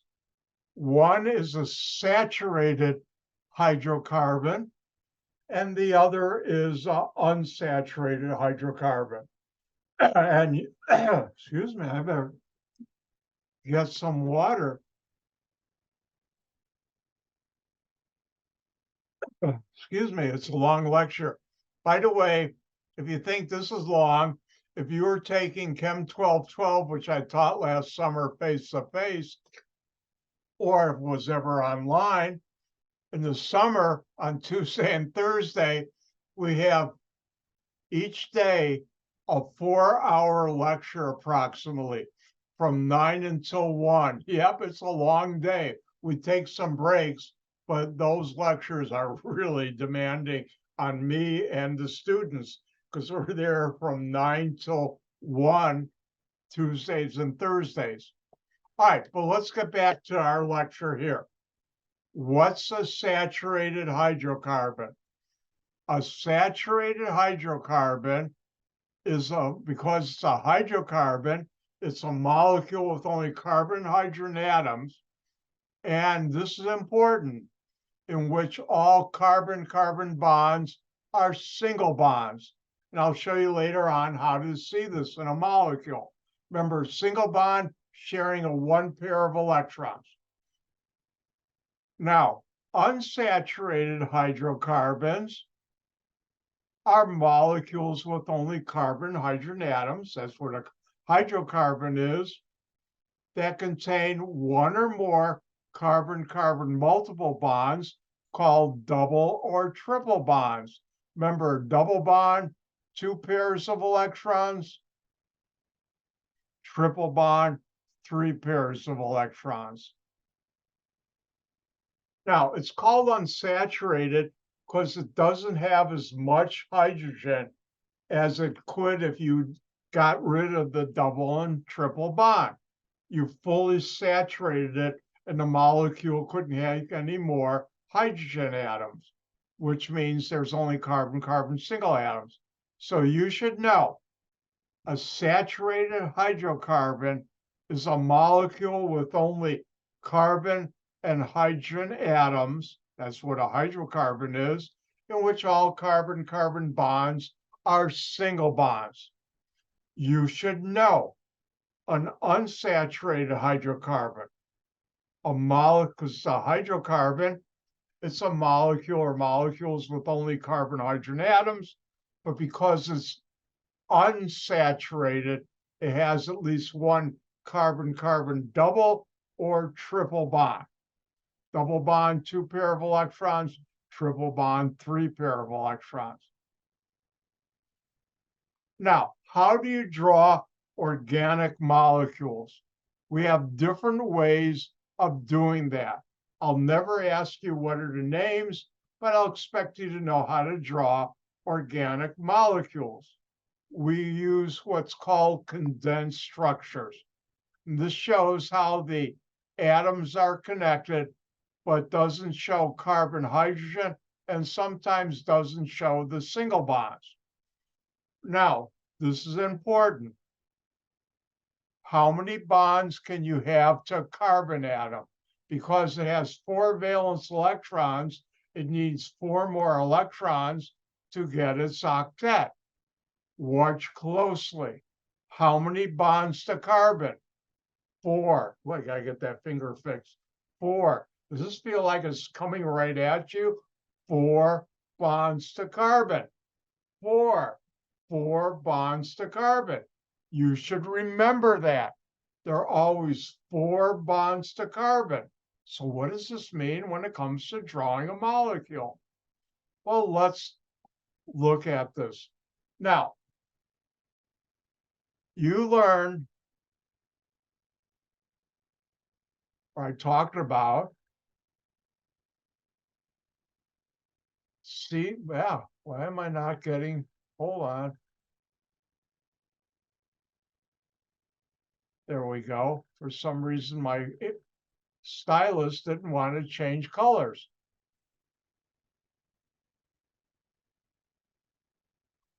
This is the empirical formula, which in organic chemistry, most of the times is totally useless. The name of this molecule is propane. It has 3 carbons that look like this. Now, the extended way of drawing this, which organic chemists rarely ever do because it takes a lot of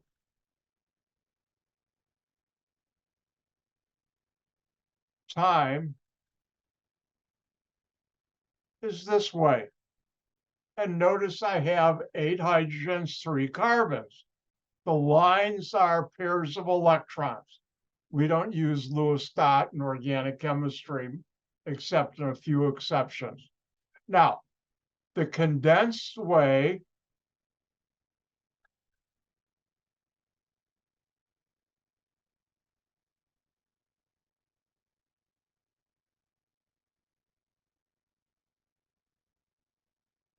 for propane, notice this carbon.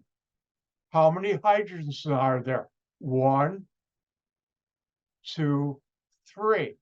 And we show it like this.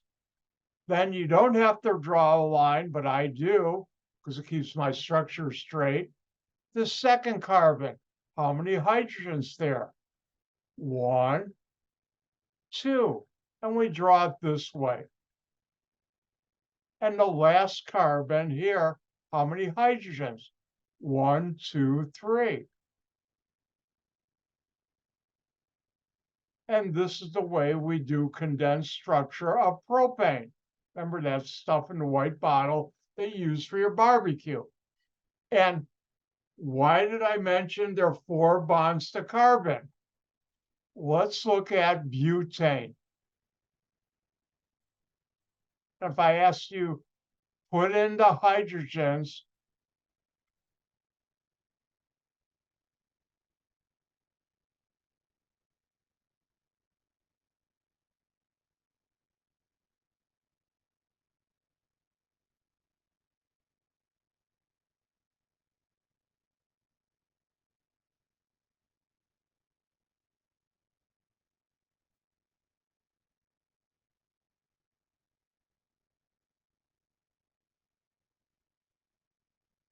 Draw in the hydrogens for butane. Well, how do I do that? There are 4 bonds to carbon. And if you don't see 4 bonds to it in a structure, it should be made up by hydrogens. So if we look at this first carbon here, I see 1 bond, but there should be 4 bonds to carbon. 4 minus 1 equals 3. So I now know to put 3 hydrogens.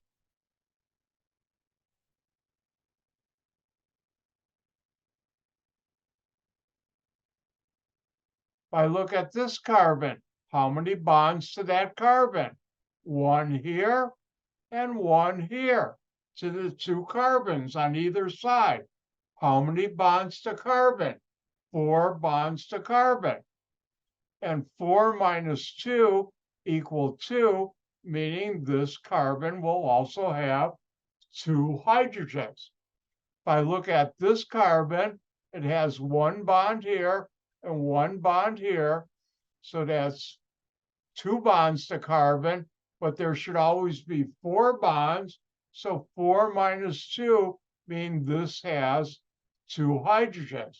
And finally, if we look at this last carbon, it has only 1 bond from the other carbon right now, but it should have 4 bonds to carbon. So now 4 minus 1 is 3, and there are 3 hydrogens there. And the structure for butane is this.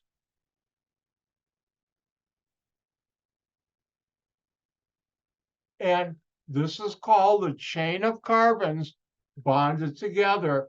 They're linked together. That's how it got the name. It's like the links on my chain around my neck or a bicycle chain. Now, butane is the liquid in those little lighters that you can buy, or bigger ones for your barbecue, or if you smoke. Hopefully you've given up smoking. I used to be a heavy smoker for about 15 years. And back in 1985, I finally gave it up. If I hadn't, I'd probably be dead by now. Killed my father, unfortunately. All right, let's look at another example. Draw. Now, you can have what's called branches.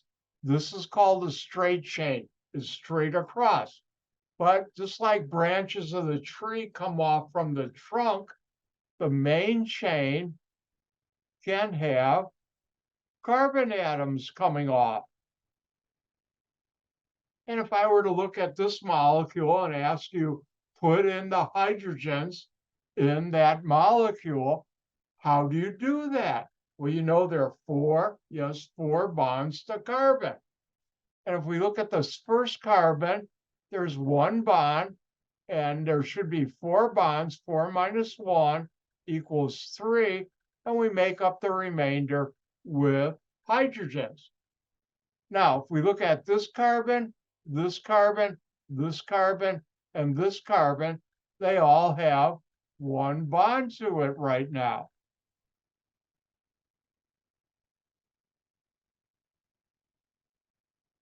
And we know there should be 4 bonds to carbon. 4 minus 1 is 3.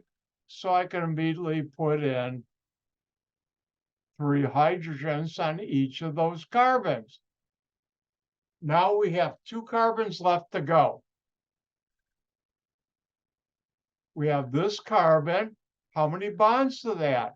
1, 2, 3. Each line is a bond to that carbon with the powder blue. And how many bonds to carbon should we have? 4 bonds to carbon. Well, 4 minus 3 equals 1. So that means I have to put in 1 hydrogen. And we have 1 more carbon to go. This one. And it has 2 bonds to it. And, well, actually, we have 2 more carbons. I'll do 1 more. And 4 minus 2, math's hard, is 2. So now I'll put in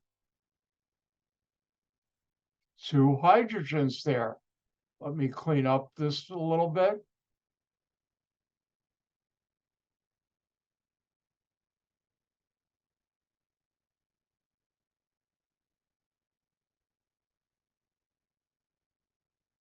And we have one more carbon to go, and that's this one. How many bonds to that carbon? Count the lines. 1, 2, 3, 4. How many bonds to carbon should there be? 4. Well, 4 minus 4 equals 0, and that's why there are no hydrogens on that carbon, and we're done. Now, I'll do more practice of these next week. We're going to have a lot of time for me to come back and do practice on that.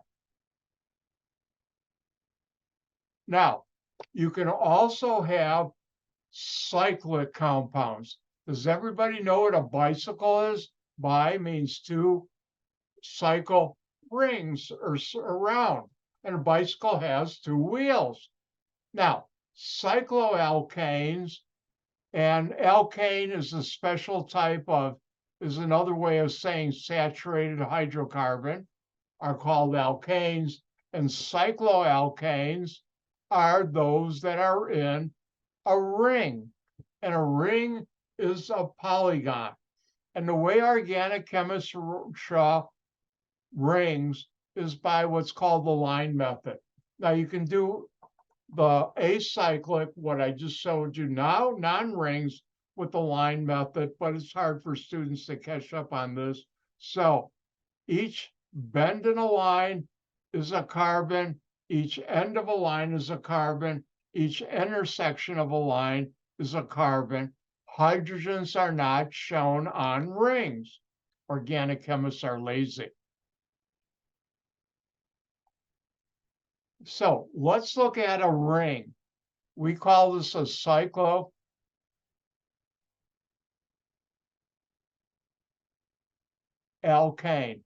And Dr. White and Mother Nature love rings. I do.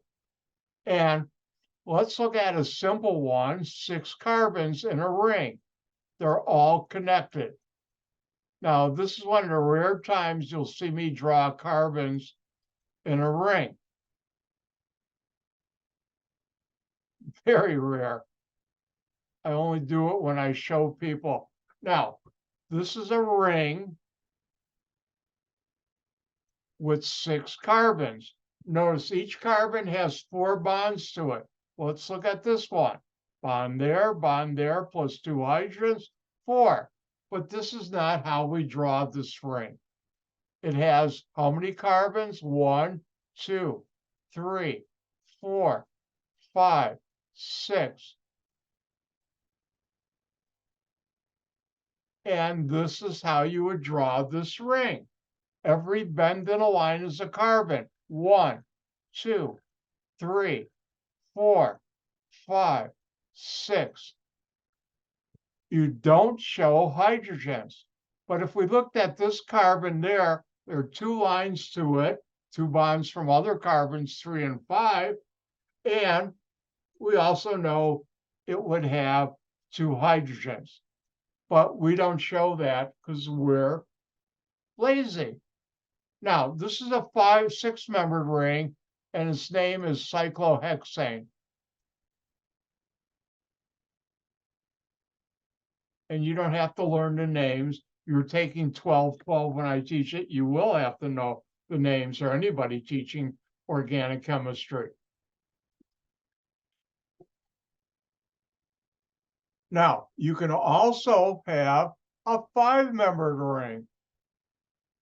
And it looks like this: 1, 2, 3, 4, 5. And if you look at that, it's a pentagon, but we call that cyclopentane.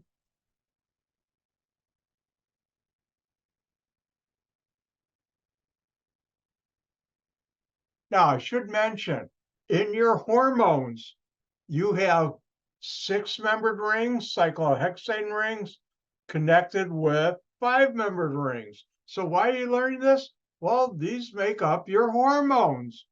Yes, your steroids. Now, if we look at 4 carbons, you call this a square? No, I call that a ring. How many carbons in this ring? Count every bend in a line. By the way, this is called cyclobutane.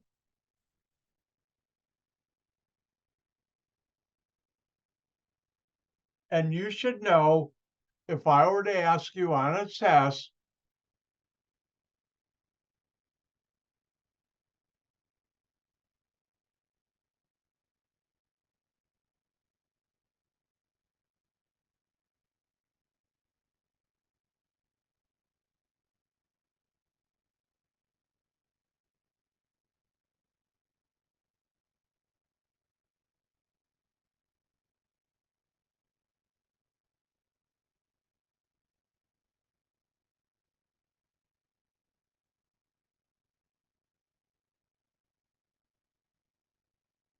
we look at this, how many carbon atoms? We'll just count the letter C's. 1, 2, 3, 4, 5. 5. 1, 2, 3, 4, 5.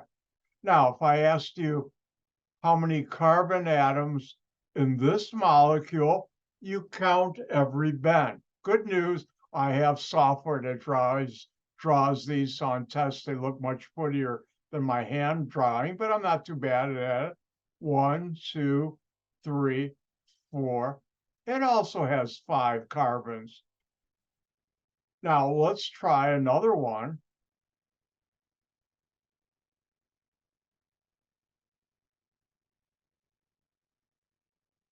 And why don't you try this one? I'll let you try this one. How many carbons are in that molecule? And that's the bend down there. Your turn.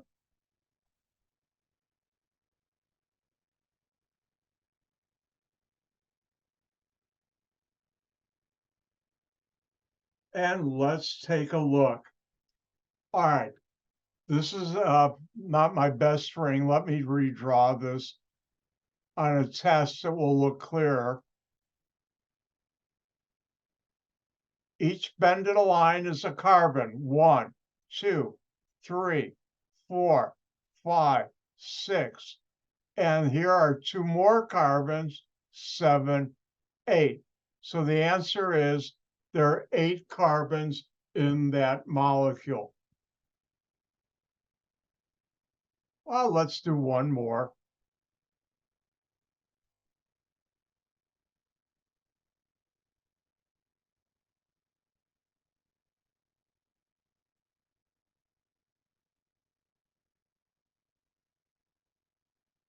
How many carbons are in this molecule?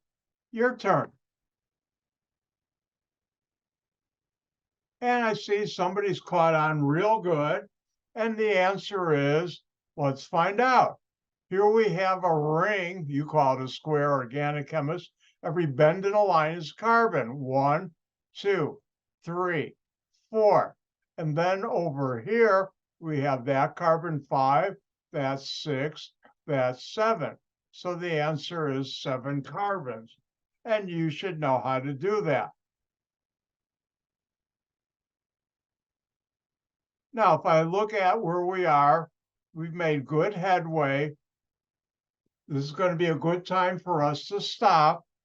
I'm going to ask one of your colleagues, could she wait after class for a second, because I have a question to ask her. And with that, I'll say, gang gesund, goodbye. Don't forget, next Thursday will be test number 4. On Monday, I will go through the Chapter 7 practice problems on acids and bases. Make sure you do those. And then next week, you can do the organic when I finish it on Monday. Don't forget, amnesty program, so hand in labs, past ones and current ones that are due. With that, don't forget, by Sunday, I will have test number 3 graded. On Monday, I will go through the answers for test number 3. With that, that's a lot. This was a busy day. I'll say, gang gesund, goodbye now.